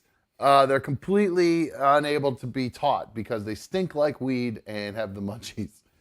Did your parents smoke when you were a kid, or did your parents burn? No, my parents. No, my father just started smoking when he retired. Yeah, straight edge. Okay, that's what I kind of had a feeling. My parents were super anti-weed. My mom was, like not anti-weed, but didn't smoke it at all or anything like that around me. Now my aunt and uncle, they were big time smokers, and my cousins were around them all the time when they smoked. I don't smoke around my kids. There's been times where they've walked downstairs or something and walked into the room while it's happening and we're like, yo, and then they run back upstairs or whatever. Or that was actually, holy fucking shit. Whoa. A humongous superfan donation in there from Blue Wolverine. Thank you so much. He said to buy Mikey some real shoes. Cheers to the weekend. Amen. Cheers to that, for sure. I listen, when it comes to footwear, I'm all right. I buy some custom shoes and stuff like that. The last pair of shoes I bought were some Mashi custom runners for like $375. I haven't worn them once yet. What do they call? What brand? It's a custom shoemaker in Minnesota. His name is Machi. And what is Mache. He makes these shoes. They're called Machi runners. And I bought one of his custom pair of shoes that came out. They're like $375 a pair of shoes. How do you spell it? Mache customs. Yo, the new shoes that he dropped today look so dope. They're Child's Play inspired shoes for Halloween. You just put them on his Instagram. You can throw them up real quick. Oh yeah, I just opened. There they are. Okay. So this Dude, is a they guy look who just so makes, dope. he just makes running shoes? Pretty much, yeah. Are those Nikes that he's repurposed? No, no. Oh, so those are his own shoes. He makes them from scratch with the rubber insole and all that stuff? I'd imagine so, yes. They're $375 pair of shoes. That's pretty crazy. Now, how'd you find out about this guy? Is he like the? Oh, I'm seeing a bunch of celebrities. So the athletes know who he is. Die-hard Minnesota Vikings fan. That makes more now. Does I a bunch. understand. I met him, or I didn't meet him, but I saw him through all the custom cleats he was doing for like Stephon Diggs and Adam Thielen and all the athletes and everything like that he did. He's done cleats for almost everybody. Who's this? But he comes out. Here's some for Chris Darisaw that he did. Yeah, Christian Darisaw. Yeah, the left tackle there. Those are pretty cool. He made those. So, are you sure he's not? Those are Nikes, dude. I don't think so. No, definitely. I can see right there. I can see the check on the back, in the back of that bottom left bone, in the very back of the shoe, right above the cleats. Oh yeah, those are. He custom paints cleats, but his shoes are his shoes. He doesn't make custom cleats and everything like that. He doesn't have his own footwear line. Just the Mashy custom runners or the ones that he sells to the public and stuff like that. The ones that I got, if you look up Mashy Customs Bad Pandas, those are the ones that I bought. Now. Mache Runner V2 or Machi is what it's called. Machi. Yeah, I don't know how they say his name. I've never known. So you have a pair of the new ones, and you just haven't bought them. You haven't bought them. Where the hell did that word come from? You haven't. No, I have a pair that I bought like a year ago. They're still sitting in the box. Like I said, you can look them up. They're called the Bad Pandas. Why did you get these shoes? Because they look so dope. And the Bad Panda is one of my favorite, color combos. Just black and white. I think I found them actually. Oh, there they are right there, actually. Is that them? Yep. You paid how much for those?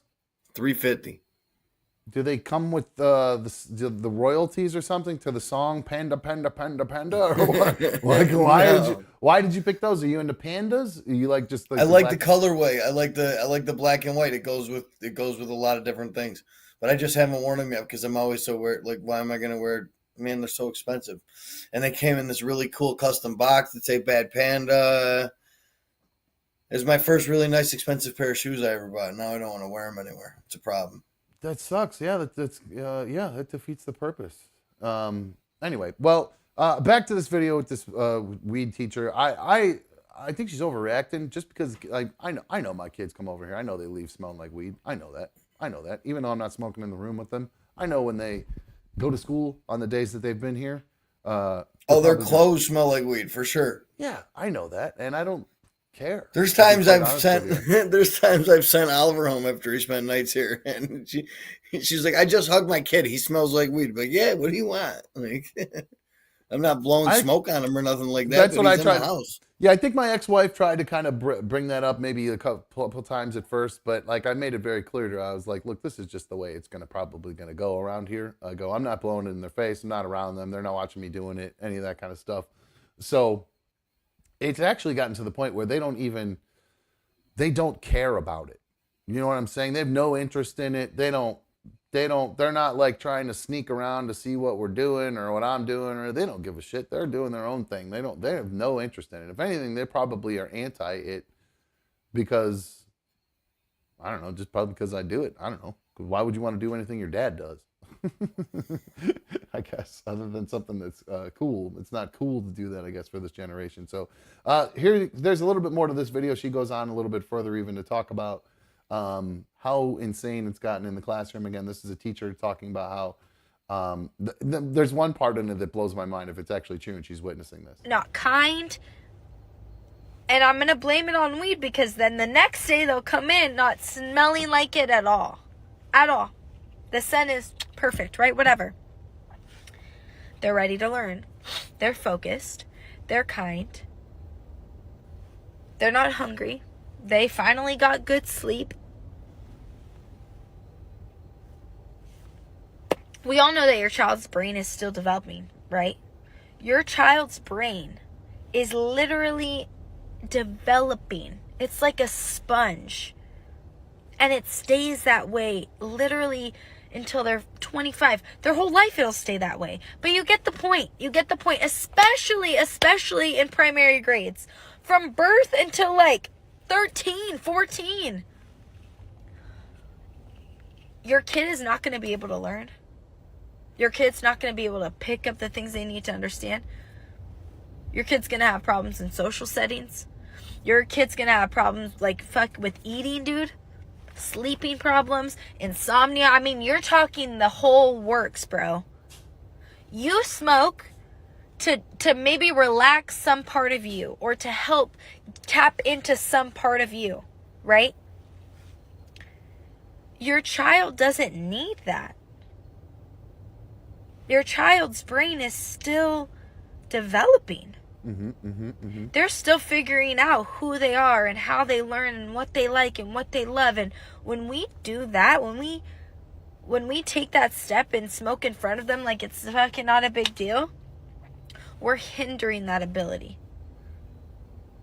And we're not doing the right thing by doing that in front of them, because you're literally hindering their growth. Did I miss the part where she said that? That's all I gotta say, I guess. I must have missed it. Maybe I talked about it earlier, but she was saying how their parents hotboxing on the way to school with their kids in the car. I mean, Yeah, I see that. Dude, you have any idea how often I see that? Really? Oh my God, dude. Right where my ex used to live, dude, all the time the amount of cars that would come by just reeking like it, and you could see a baby seat in the back or something like that. That's crazy. See, I don't understand that. I totally look at it like the whole, I'm kind of with not letting kids, obviously, like if my kids were doing it or I found out I'd be furious, because they're developing. I don't think anybody should start burning until, like, really honestly until they're an adult, honestly, because most of the kids that I know that started when they were younger, they had a real long time. They were fucked up for a long time. All the kids that started when they were 13, 14, we were going 8th grade into high school, those dudes all had a hard time in their early adult lives. All of them. Yeah, I don't think kids should be smoking. Yeah, I mean, they're going to the same way young kids drink and everything like that. It's just going to happen, but it's not something that should be happening regularly or habitually. Like in an experimental thing, I can definitely understand, but yeah, I started at a young age too. How old were you? Because I didn't until I think I tried it when I was young, like I think maybe 13 or 14 with my cousin. We went on a family trip and he dipped in my uncle's stash and we burned down. And I don't honestly know I don't think I really got high. I don't think I was truly inhaling. So when did you start smoking? 18, towards the end of my senior year of high school, when I met my buddy Justin, who was really into smoking. And really, honestly, I started smoking when my best friend, his name is Shahid, he was like one of the athletes of the school. He was like one of the better athletes. He was on the football team with me, the wrestler. He was a football captain, and like he was one of my best friends. And I really kind of looked up to him because he was a straight edge, and we all kind of didn't drink. None of us we were all straight edges up until after football season in high school. And then Shahid kind of started a party. He started dating this chick, and he started going to parties with this chick. And then the rest of the football team started getting invited to these parties, because it was like the partiers who were throwing parties, no athletes. That was kind of the weird divide. That halfway through my senior year, we all decided we're going to start partying. And boy, did I adopt that lifestyle very hard, very fast. I started smoking almost every day. After school, grew my hair out. I wore a hemp necklace with a mushroom on it. I put a Alice in Wonderland big mushroom sticker on my car and all this shit. Like, I was not trying to hide it at all, that I was all into weed. So yeah, I didn't start till I was 18. But I am all for making sure, I would be would have been very, because apparently my daughter was doing it in high school and I didn't realize it. which I was very disappointed when I learned that. I'm not surprised, but she did a good job hiding it. But I was disappointed to learn that she had done that in high school, even though every kid's going to do it. I just thought that she was perfect. Yes, They I had smoked me once at fooled. like 13, once when I was 14, and then 15. From 15 on, it's been habitual. Yeah. Okay. Yeah. I would say once 18 on, and then I stopped when I met my ex-wife, and for I don't know however many years we were together, and then got that fake synthetic stuff in, and I went, oh, this is legit. I can use this. It's not illegal. I'm not doing anything wrong, and ran out of that, and immediately had to start getting real stuff again. So that's how I got back. Fell off the wagon. Let's see. AJS says students smoked in the bathroom and set a trash can on fire once. The fire alarm went off, but the kids wouldn't go outside for the drill because it was raining. Obviously, AJS is a teacher or something like that. So, geez Louise. These kids, I'm so lucky I have good kids, man. Man, that would be such a pain in the... I can't imagine having grown up like having me as a kid. I just... God, my poor parents. I was such an asshole. Just such an asshole. I really was such a pain in everybody's ass, and I don't know how they put up with me. I remember smoking weed in the bathroom my freshman year. At high school? Being Oh, no. so high at lunch. Never we in a smoked out of a million. pen cap, passed it off in the hallway between each other, a little nickel bag we bought from somebody that had sold it out of their waistband. Never in a million years. That was the one thing I didn't do, was do bad stuff at school other than, write on desks and dumb shit. But yeah, and I've always went to class. I would never ever smoke or drink at school or anything like that. It didn't even cross my mind because that would have been death for me. That would have been the one thing that my dad might have actually put his hands on me for in high school. Dude, all with the same kid that used to have the fake seizures and scare the shit out of the substitute teachers. that kind of stuff is different. I'm talking about like drinking, smoking, cutting class. Those three things. If I'd have done any We never cut no class. We'd just go to the bathroom and make it out of pen caps. Never, ever in a million years would I have ever even considered doing anything like that in school. No way. Well, it's funny. We talk about our kids and my kids and everything. So, yeah, parents, don't smoke around your kids. Be responsible. Do fun things like Martin Scorsese did with his daughter. Now, his daughter's not little. She's 23. But I saw this video. It made me laugh hysterically. Now, the voices on it are a little bit different. It's a TikTok video, so it's got some kind of voice thing on it, so it sounds a little funny. But the gist of it is great. It's Martin Scorsese with his daughter, and she's explaining Gen Z speak, Mikey. Remember a couple weeks back we were trying to figure out some Gen Z speak? I can't remember what I was saying. I think I was trying to figure out how you'd say I'm down for it or I'm down with it now. So I'm hoping it may be because, how do you even say that? You can't. Nobody says I'm down. That's, you know what I mean? What do you say if you're a Gen Zer and somebody says, let's go do X, Y, Z? I'm down. Yeah. I don't think they say I'm down. I don't give a shit what they say. I'm just curious. I actually care. Oh, you're curious. You want to know. I like to stay up. I like to stay up on this shit, Mike. You know what I'm saying? I like to stay in the know. It's part of FOMO. You got to know what, these kids could be making fun of you before you even know it. But you don't have FOMO when it comes to Crocs. It's so weird. Well, it's funny that you mentioned Crocs, actually. And before we get to that video, I do have a super fan donation from Blue Wolverine. He wants me to check my email. Actually, I already had checked it. He sent us a picture. Mikey, he wants you to try maybe making some changes and try to get a shoe collection like this with less Crocs, where you have all of these different J's. Look at all those J's. 1, 2, 3, 4, 5, 6, 7, 8, 9. There's 21 pairs right there, it looks like, plus another 9. So 30 pairs on one side. So roughly probably about that many on the next one. It is a nice collection. That's it's aesthetically pleasing to look at. 60 plus shoes. Oh my God, that's insane. He said, I believe he said in the chat, 72 plus pairs of retro Jordans. That's insane. That's cool though. Good for him. That's neat. I love those the Carolina ones. That's an investment. That needs to be. That I bet you that's an insured collection.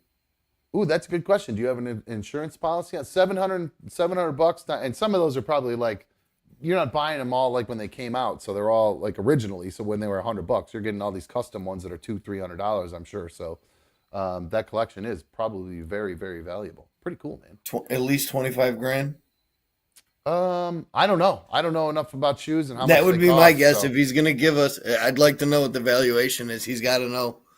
Yeah, let me know, Blue Wolverine, if you're willing to give up how much you've actually spent on all of these. That would be great. Let's see. Boop-a-doop-a-doop-a-doo. I'm going to check in with the chat here. AJS confirmed. Yes, I started my career teaching high school. I saw a lot. Metal detectors, drug dogs, 2 girls pregnant by the same guy fighting, and the list goes on. Oh my God, that's crazy. You're just trying to go to school, talk about like the Revolutionary War or some shit. You got to deal with 2 bitches fighting in the hallway over some dude that knocked them up. It's insane. That's great. All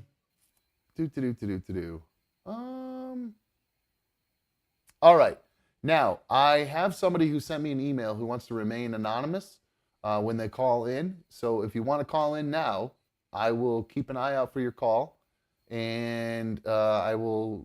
They want advice. They need some. We were talking the red flags, Mikey, and this person is looking for some relationship advice anonymously. So if you want to call now, 844-HIT-DUM, 844-448-3862, and then we can maybe we'll wrap up with the Scorsese video. If I can't wait for that new Scorsese movie to come out. Which one is that? Flowers of the Killer Moon. Is that the one with DiCaprio and all them in there? Of course it is. Yeah. He doesn't make a movie without DiCaprio. I honestly thought that looked pretty fucking boring, to tell you the truth. I bet you everybody thought that about what? Oh no, There Will Be Blood when you saw the trailer for that. I actually don't remember, to tell you the truth, but that was a really good movie, though. Man, that was a great flick. Yeah. I bet you if you watch the well, no. If you go back to it's a Scorsese movie. It's gonna be great. I can't wait. I cannot wait. I know, it just seems so social justice-y. That's why I'm surprised you're even into it. That's all it seems like it's about, isn't it? I mean,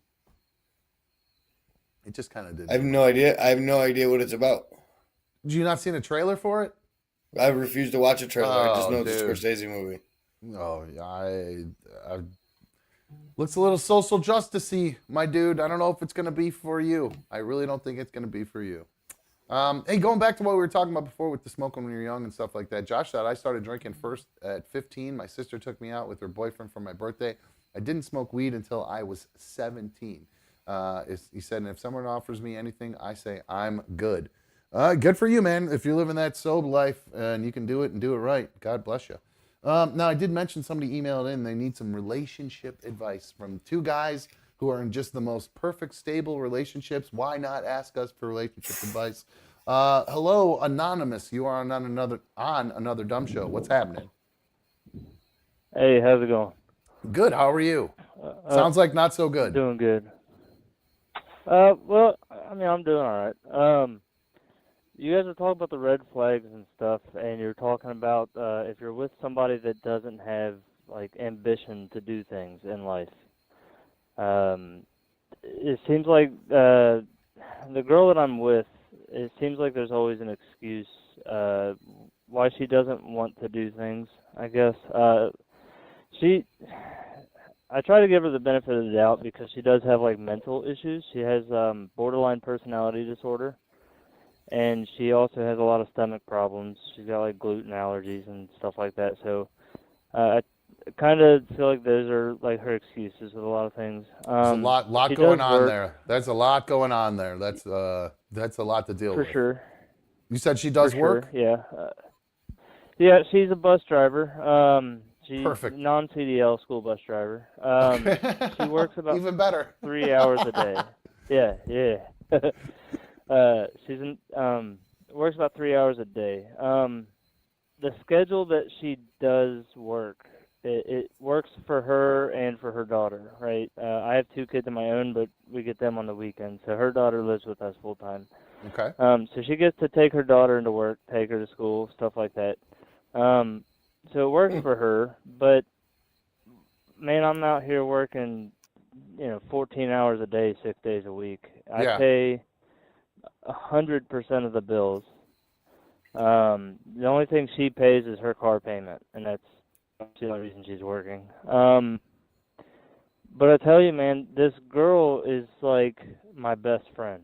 This is the only good relationship that I've been in. We've never once had an argument, but I feel like that's probably just because of me ignoring things. But we get along so well. It's just I get bothered sitting by struggling with the bills constantly, while she just watches me struggle. You know what I mean? And also, at the same time, like, stuff doesn't get done around the house. Like, I don't eat at home because I'm always at work. I pack my own food in little throwaway containers and stuff, and you know, I have no dishes piling up. Yeah. But the dishes are always piled up.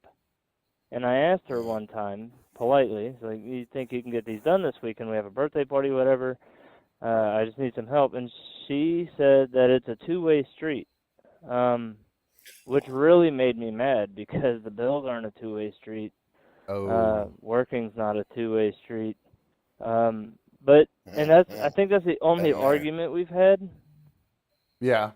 But I don't know what to do with it, man, because it is a really, really healthy relationship. Like, we don't argue. We get along great, like we're best friends. We're always joking around, pranking each other. You know, it's the most peaceful relationship I've ever been in. It sounds like you're starting to build a little bit of resentment, though, based on you're what carrying she's around doing some or... resentment that seems to be building and building for sure. And like you said, yeah, you don't have arguments because you know you avoid certain conversations. So I'm sure, based on the reaction that you've gotten when you've pressed up against her a couple times, like for dishes or doing stuff around the house, the way she pushes back right away causes you to not want to push back on anything else. So you just shove it all away and throw a smile on your face. Pretty much. Yeah, I asked her if she could help me with some laundry one time because I was out of clothes for the week and I didn't have time to do it. But I asked her, I said, when you do laundry, do you think you could throw some of my clothes in? Because for some reason I feel like mine never get done. And she responded with, I'm not your effing slave, which that day... Oh, come on. You're doing an awful day lot, I was man. about to start packing. You're doing an awful lot. That in the relationship that I was in, dude, for a year and a half before this girl got a job, I was literally, because we lived separate, I was doing all the cleaning at my place. I was doing all the cleaning at her place. I was doing all of her laundry. You know what I'm saying? And whenever I would push back and be like, hey, let's do this together. Let's, you know, it would always be some type of excuse, some type of victimization thing that she would make herself the victim right away. And that's just a way of manipulation, man. So just don't let yourself get manipulated. Don't let yourself get played just because she's got a comfy place to live. Yeah. Well, here's the thing too. So this is, I've called in and talked about this before, but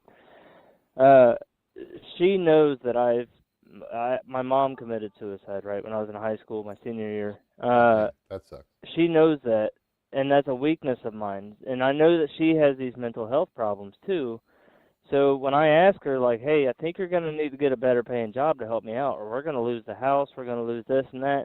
Like, I need help. And then she's like, oh, yeah, if you want me to go kill myself, sure, I'll go do that and overwork myself. My mentality can't handle it. Oh, man, and that's she below knows, the belt she right knows there. that's a way to get to me. Yeah, dude, of course. That's manipulation at its peak right there. Yeah, it really is. That's just trying to get, that's fear mongering. Yeah. Well, I don't know what to do, man, because if I do kick her out, it's like losing my best friend. Right. And Sure. also, she kind of buys the food in the house with her credit cards, but that's it, you know. But right. Well, who ends up paying those credit card bills, though? You know, she comes to me for it. Well, there you go. In the end, you're buying them then, or just using her credit for it. So it sounds to me like if you didn't have to deal with that, if you didn't have all the bills to pay for with a full household and everything like that, I'm sure you'd be able to afford a little bit more if it was just you. But it's not even about all the money stuff, man. Like, yeah, that's your best friend and everything like that, and that's exactly what I was just thinking too. Like, as for like relationships based on relationships that I've had in the past, the relationship that I just had with my ex was the healthiest relationship I've ever had. We didn't really fight about anything. We didn't do anything like that until resentment started to build. Yeah, and they because got you were to just an biting your unhealthy point. tongue. You were just biting your tongue Yeah. for the whole time. Well, maybe that's what But I happened with was B1 and convinced that I. this I was think the it was the other way healthiest around. relationship in the world. I think B1 I was causing resentment with her because I was asking, I asked a lot of her. She had, not had to, but I asked her to help take care of the kids when I was working. When they got old enough to like start taking care of themselves, or we'd work it out where somebody else would watch them, and I needed her help with doing wedding stuff. She'd come and help me do that. Then she'd help out with bills too, and then cleaning and everything, all this stuff. So until she moved out, I don't think I really gave her as much credit as she deserved, to be honest with you. I don't mean to sound like I'm kissing her ass by any means. It's just genuinely, once she moved out, I realized how much shit she did around here. The house there was never, it wasn't perfect. I'm not going to say it was like white glove clean, but there really wasn't much dust around. The floors stayed clean. The laundry might have piled up, but eventually it would get done. See, that's what I'm hoping. The That's what dishes I'm would hoping. pile up, but they would eventually get done. Like she wasn't. I'm not gonna sit here and pretend like she was fucking Betty Homemaker, but she did. She wasn't necessarily always helping out with the rent, but she would be buying food or buying toiletries and stuff like that. So I really underestimated, or not underestimated. I just didn't. Because I don't keep score. I also am kind of oblivious to the fact of how much she was doing. I just kind of would not. I look around. I got this table right next to me. It's covered with dust. It's covered with dust. I haven't dusted this thing in God knows how long. That would have been never ever looked like that when she lived here, never. But I'm a dude and I hate fucking dusting. It's a pain in the ass and it makes me all stuffy and I hate it. So that doesn't get dusted. But that's the difference. So I don't know. Maybe take a little stock in that. And I'm not saying to necessarily take my advice or Mikey's advice, but I'm just telling you maybe somewhere in between. But I definitely know that I didn't keep good enough. I don't know, underestimated, or I don't know what the right word I'm looking for is, but I didn't give her enough credit, I guess, for how much she did around the house. Yeah. And how much she paid for. That's kind of what I'm looking at now. Like, I've been trying to think in that kind of level-headed way, because like my house, I'm not gonna lie, it's constantly a disaster. Like she'll do yard work and stuff, and she definitely decorates for the holidays, but like the inside of my house is never ever even remotely clean. But I do try to consider the things that she does do. Like if we need groceries, she will go order groceries or whatever, but obviously I pay those off. But and then like last weekend she came home with a new door and a whole stack of flooring sitting in my living room saying, hey, these French doors need replaced, this flooring needs done, you've been saying you wanted to do these projects, here's the stuff to do it, But now I got projects to do and I didn't have money to pay those cards off. Yeah.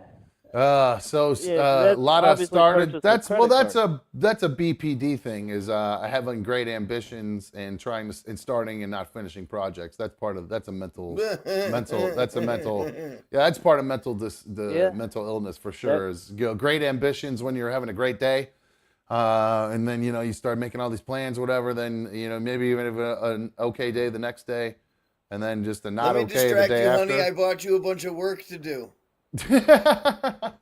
Well, there's that part of it.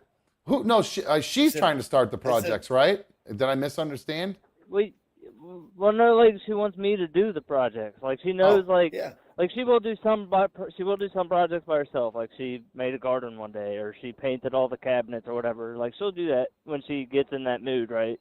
Mm-hmm. But the door and the flooring, she knows that that's something that I've been needing to do because it really needs done. So she's just trying to get you to do. I can't afford to pay for it right now. Tell her to chill the fuck out. Yeah, see, it's hard. That's her.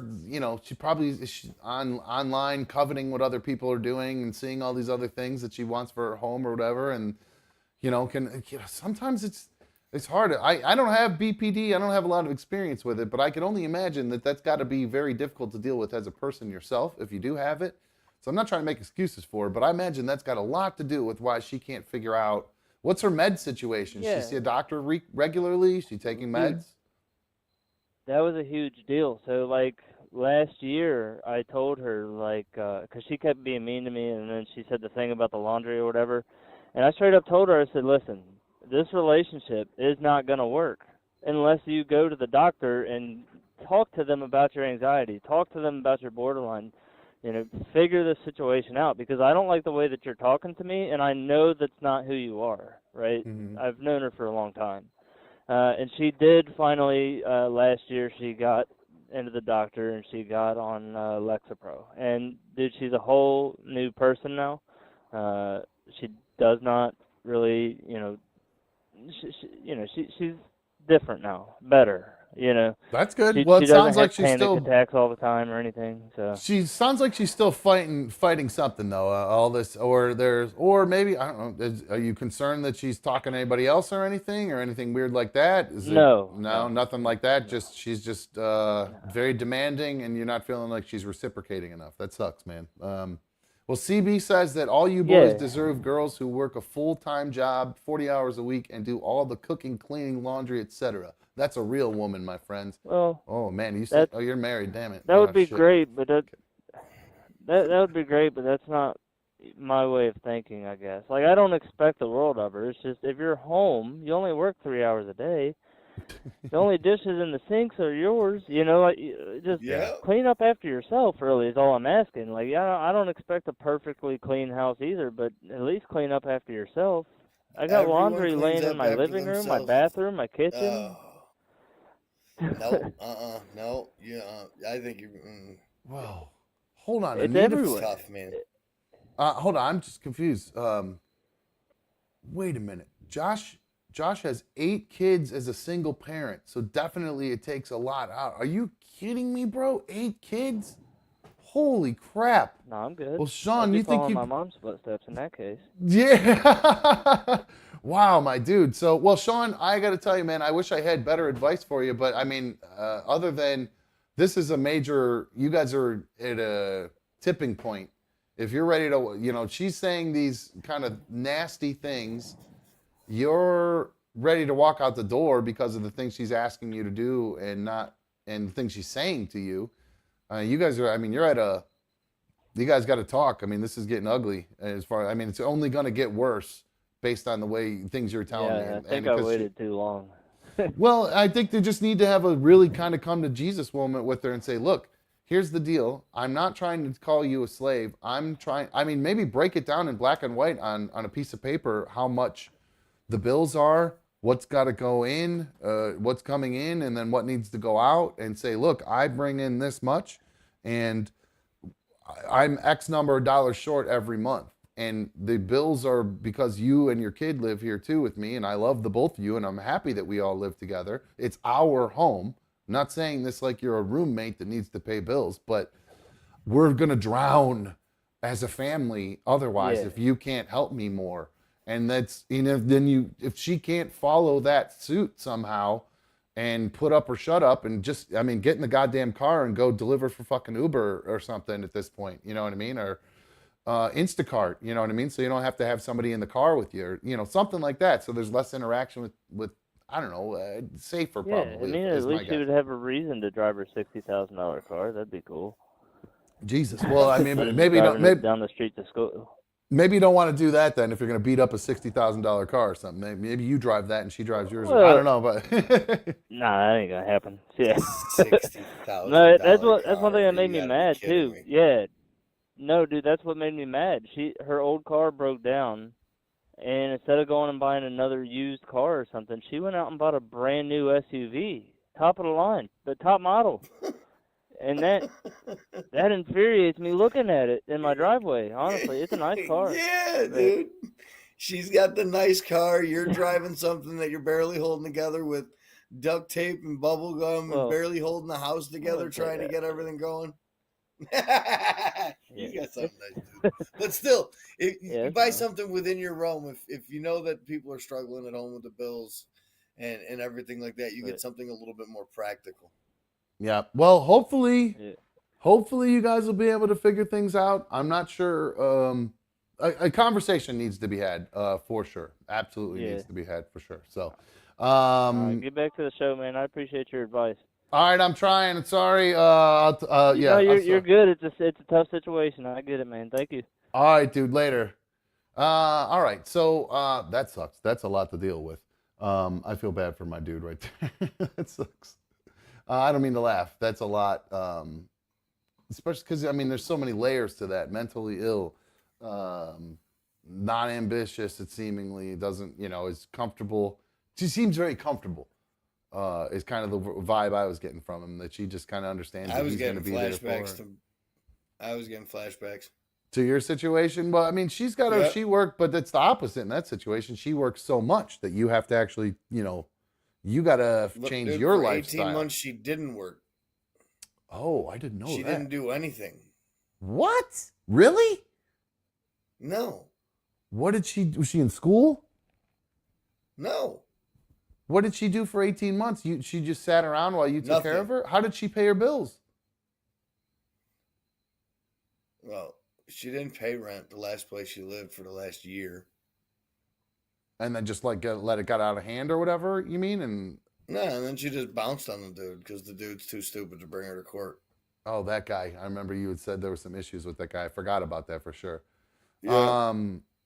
Damn. But she didn't do no work, bro. Like when I tell you I was taking care of everything, like she was sedentary in her depression. I didn't realize that she didn't work. I thought she was just dealing with a lot of depression and stuff like that. Wow, dude, you've been through a lot. You've been through the ringer. Yeah, I did an awful lot, man. What did she finally end up getting a job? How did she end up pulling this? Did she have a degree and was able to finally find a job? She started taking her meds again. So she just, this was a whole she went to a whole big 18-month depression to the point where she was just at home, not working, doing anything. Yeah, and I held there and propped her up and fucking did it all until, yeah. Oh, man. And then she finally gets a job, and then you realize that it's actually not a reduction of your responsibility. It's actually an increase to your responsibility, even though it's a financial, less of a burden financially, I guess. Yeah. Ouch. Man, the layers to this just keep getting deeper, too. You're like a fucking onion in this relationship. Just keep peeling back the layers. Man, I didn't even realize that. And then during that period, she would bounce and disappear for a little while and not talk to you? Yeah. Bro, you are a much better person than I am. Holy crap. Everything that happened with B1 and I was 9 out of 10 times was my fucking fault. I know you guys hear me say, and I'm not trying to kiss her ass. I'm really not. I'm telling you guys, like, I would be a dick. I was a dick for a long, long time. I was a really hard person to live with, and really demanding and overbearing at times. And I could only imagine what it would have been like to have dealt with me before I went through all my anger management stuff. I can't imagine what it would have been like. Because now I see it from the outside when it's starting to happen. Like, I recognize when I'm getting mad now. Instead of getting mad about getting mad, I stop getting mad. You know what I mean? Like, I start getting, you guys have seen it in action. You guys start to see me. It boils and bubbles, and I get angry. And then, but lately, in the past, it would have been a fucking smashed keyboard and me throwing a fucking mouse across the room and, all that kind of stuff. Now it's just fucking mad, understand it, recognize it, and chill the fuck out. So I can only imagine what it would have been like living with me in the past. So my point in saying that most of this time is my fault. I'm feeling like I'm not getting that same vibe about your relationship because you had it's like she goes, oh, well, he was such a fucking shitty person and a fuck up when he was a drunk and everything and hitting rock bottom. And so it means that I get to go ahead and just be, Rini, can you chill out? It just means that it's like, she's like, oh, Mikey put me through the ringer. So I'm allowed to put him through the ringer for a while. It's what I like, the vibe I'm getting out of this relationship. That's what it felt like, yeah. And I felt like I owed her quite a bit too for putting her through the ringer. Say that one more time. I said I definitely felt like I owed her because I put her through the ringer too. But that's what I'm saying. Well, of course, I understand that. And I kind of feel I'm at that point now where like I definitely feel like I owe her quite a bit for everything I've put her through over the years. You know what I mean? So, but I'm not like, and that takes recognizing what I've done and recognize to her and recognizing what she's done for me. It's like a two-way street there. And, until I can't change anything until she decides to come back around or decide what she wants or not. I can just keep trying to, be normal or whatever, I guess. But you're in this weird situation where it's like this back and forth and back and forth. Like she and I are just both trying to be fucking normal. Work, not fight. That's it. You know what I mean? Like if we start to see each other, great. If we don't, life will go on, but it will be hard. We'll figure it out. Neither of us want that, I don't think. But I think both of us are at a point now where we've been kind of alone enough to where we're, I don't know if we're comfortable with it, but we can deal with it. You got to get to that point, dude, where where you're both trying to be normal. You're both, the toxicity part is what I'm saying. You know what I mean? Like she and I have been so toxic in the past. We're trying to both be normal to avoid that toxicity. We didn't have that toxic back and forth. We never had them knockdown dragouts. There was no. But no, not fighting. just because you're not arguing. Arguing doesn't mean that. It's how you treat each other, is what I mean. Yeah, but we never treated each other bad. You were there drunk was never no and rock bottom and running naked down the street chasing her car. Yeah, for the first 6 months of my relationship, yeah. That's toxic. And then not the last 18 months. Then the 18 months switched over to her being toxic. And now yeah, it wasn't all her being toxic. I'm just talking about the last few months. No, I think you're misdefining what toxic is. You know what I mean? Just because you're not bickering and yelling all the time, that's obviously toxic. But mistreating each other at the beginning and then her mistreating you for 18 months, it's like a cycle of it. For a full 18 months is what I'm trying to say. Like there was a point in which where she was hitting a rock bottom mentally where I had to be there for her. That wasn't her taking advantage or anything like that. Like.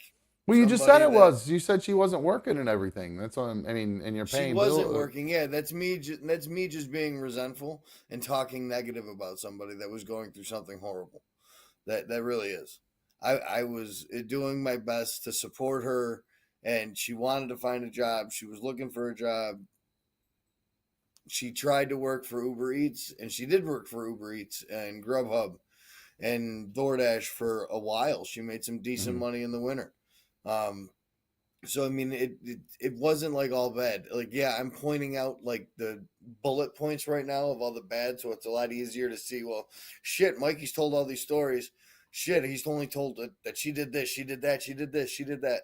But that's just me pointing out all the negatives. So you're only getting one side of the street, to be honest. Oh man, you're high. So what I'm saying is, no wonder your edibles are working right now, man. They're working overdrive. No, I don't even feel that high no more. I feel like I came down. Super chill. You're just super chill. Like, man, it's all good. It's all good. It's not that bad. Trust me. My anxiety medication's working too.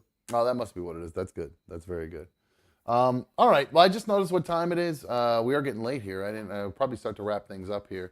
Blue Wolverine will wrap on your question here. He says, another dumb show. And everyone else, what is the best Halloween movie? Scariest, traditional? You're asking the wrong guy. Not a big horror movie guy. I know Pet Sematary. Pet Sematary used to freak me out when I was a kid. I watched the new Pet Sematary is creepy as shit. You should watch that one, bro. That show? Is it a show?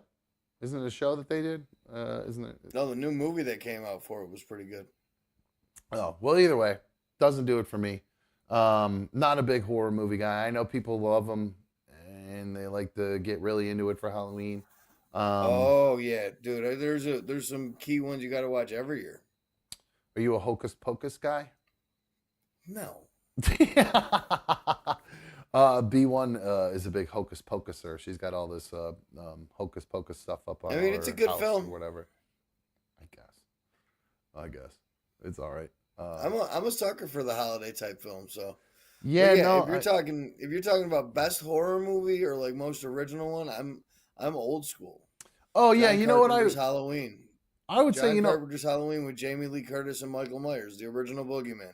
see, I'm a little more demented. I think of horror movies like I do like the tension in horror movies. That's what I like, or tension in horror movies, like The Devil's Rejects and House of a Thousand Corpses. Those movies have tons of those. Yeah, those are crazy. Like that's horror to me. Mentally ill, crazy people doing crazy things. Real life horror versus like Michael Myers who never dies, or Jason who never dies, or all that crap. You know what I'm saying? So that's kind of why I like that a little bit more. It's a little bit more like House of a Thousand Corpses got weird towards the end. But most of those leading up to it are pretty, like most of the stuff in those are pretty good. What was the other one? Trying to think of one other horror movie. See, I think like horror Child's Play scared the shit out of me. See, horror to me is more like you could even lump. I would much rather watch like Silence of the Lambs kind of horror movie. It's a horror movie, psychological thriller. That's what I would. That to me, that's much more entertaining than a slasher flick or a gore flick. I could give two shits. See, about like I love Scream. Are you kidding me? That's fucking the great first movie. one was Great good. First series. one was great. I was over it after the first one. What's another one that's not terrible that I'm trying to think. Like the Texas Chainsaw Massacre. They have some tense moments in that one where like Seven. They're in the family room with the family and they're all talking. That might be in the new one or whatever. But yeah, that like those kind of weird with the guy from Full Metal Jacket, the dad being all weird. That kind of stuff is psychologically trippy. That's more horrific to me. Like Seven, Bone Collector. Yeah, those aren't really scary though. Seven was kind of started to go down that line, but not as bad. One thing that was horrible, that I actually just hated because it was just overly stupidly gory, was the one with the clown, the new one that people like. I can't remember. No. Help me out, people in the chat. What is the one with the clown where it's horribly graphic, where they actually literally have like a woman hung upside down and they cut her in half, and it's just so terribly gory? No, not it. It does. They don't have that. It's the movie It. They don't have that. Dude, it's one of those gory movies. The new movie It that just came out. Absolutely. No. You would know what I'm talking about. There's no. There's literally a woman hung upside down nude, and they cut her in half down the middle in this movie I'm talking about. It's not It. It is like Larry the Clown or something stupid like that. Clown. Or what is the clown? Gory clown movie. Terrifier 2. The Terrifier movie. Oh, The Terrifier. Hell yeah. What a great film. Dumbest, most stupid, dumb movie I've ever seen. Absolutely ridiculously stupid, terrible, dumb, waste of 2 hours of my life. Not scary, just dumb. Dumb. That was fucking terrible. I hated that movie. Yes, there they are. They're saying Terrifier. It's garbage. Just garbage to me. I didn't like anything about it. Yeah, the clown looks kind of creepy. I'll give you that. But everything about the movie was just bad. Just bad. That girl hanging upside down, stupid was that. How just like, what's the net, like hostile? That was gory and creepy and psychologically messes with your head. That, I can understand the gore in that one. This one, I could give two craps about that. That's garbage. Garbage. Brap says, horror. I'd say The Botched Vasectomy is a definite horror movie that would be made. Yeah, that should be made into a fucking horror movie. You ain't lying. That was horrific for me, for sure. So, all right, guys, it's getting late here. It's Friday night, and I want to get up early and watch some racing tomorrow, so I'm trying to get to bed a little bit early tonight. So we're going to wrap things up. I do want to say, Mikey, thanks for coming and hanging out tonight. I appreciate it, my dude. I love you. I'll talk to you. I don't know. We'll see if I pop on this weekend. I haven't made any decisions yet. We'll see how I'm feeling tomorrow. If we'll get to an after show. I am off tomorrow, so I'm kind of looking forward to having a day off, to tell you the truth. So I may just take tomorrow off. Maybe we'll hop on and watch some football. Maybe we'll do late night, Sunday night football, something like that. So no promises, guys, but make sure you have your notifications turned on just in case I decide to pop on and we do some sort of members only after show. Of course, if you're in the chat and you don't understand how the after shows work, if you're wondering why you don't have access to those, it is because you have to join up. You can become a super League of Dummy members. It is $2.99 a month. It is one of the best ways to help support another dumb show, and it will give you access to all of the special issues that we do, the after shows, the Thursday night football watch parties, Monday night football watch parties, and maybe even a Sunday night one if we do it this weekend. So otherwise, guys, I think that's going to wrap things up for us tonight. I want to thank you guys all for coming and hanging out all week with me. It was great. It was nice that we were able to, we had some hiccups earlier in the week with some of you guys in the chat, so it's great to see you guys back here. I really, truly mean that. Thank you. I was really bummed when we rubbed each other the wrong way, but I'm glad that we were able to squash it. And just get along and have the positive vibes. That's what I'm all about. So thank you guys for joining here this week. I hope you guys have a wonderful weekend. We will be back live officially with the main show on Monday at 7:00 p.m. Eastern time. So until then, I wish you guys all a great weekend. We might see each other, no promises. Otherwise, you know the rules. If you guys have been enjoying second hour here or happy hour, don't go anywhere. Stay home. Even if you've just been doing the lavender and not drinking, stay home. You know the rules. I am out of here. See ya.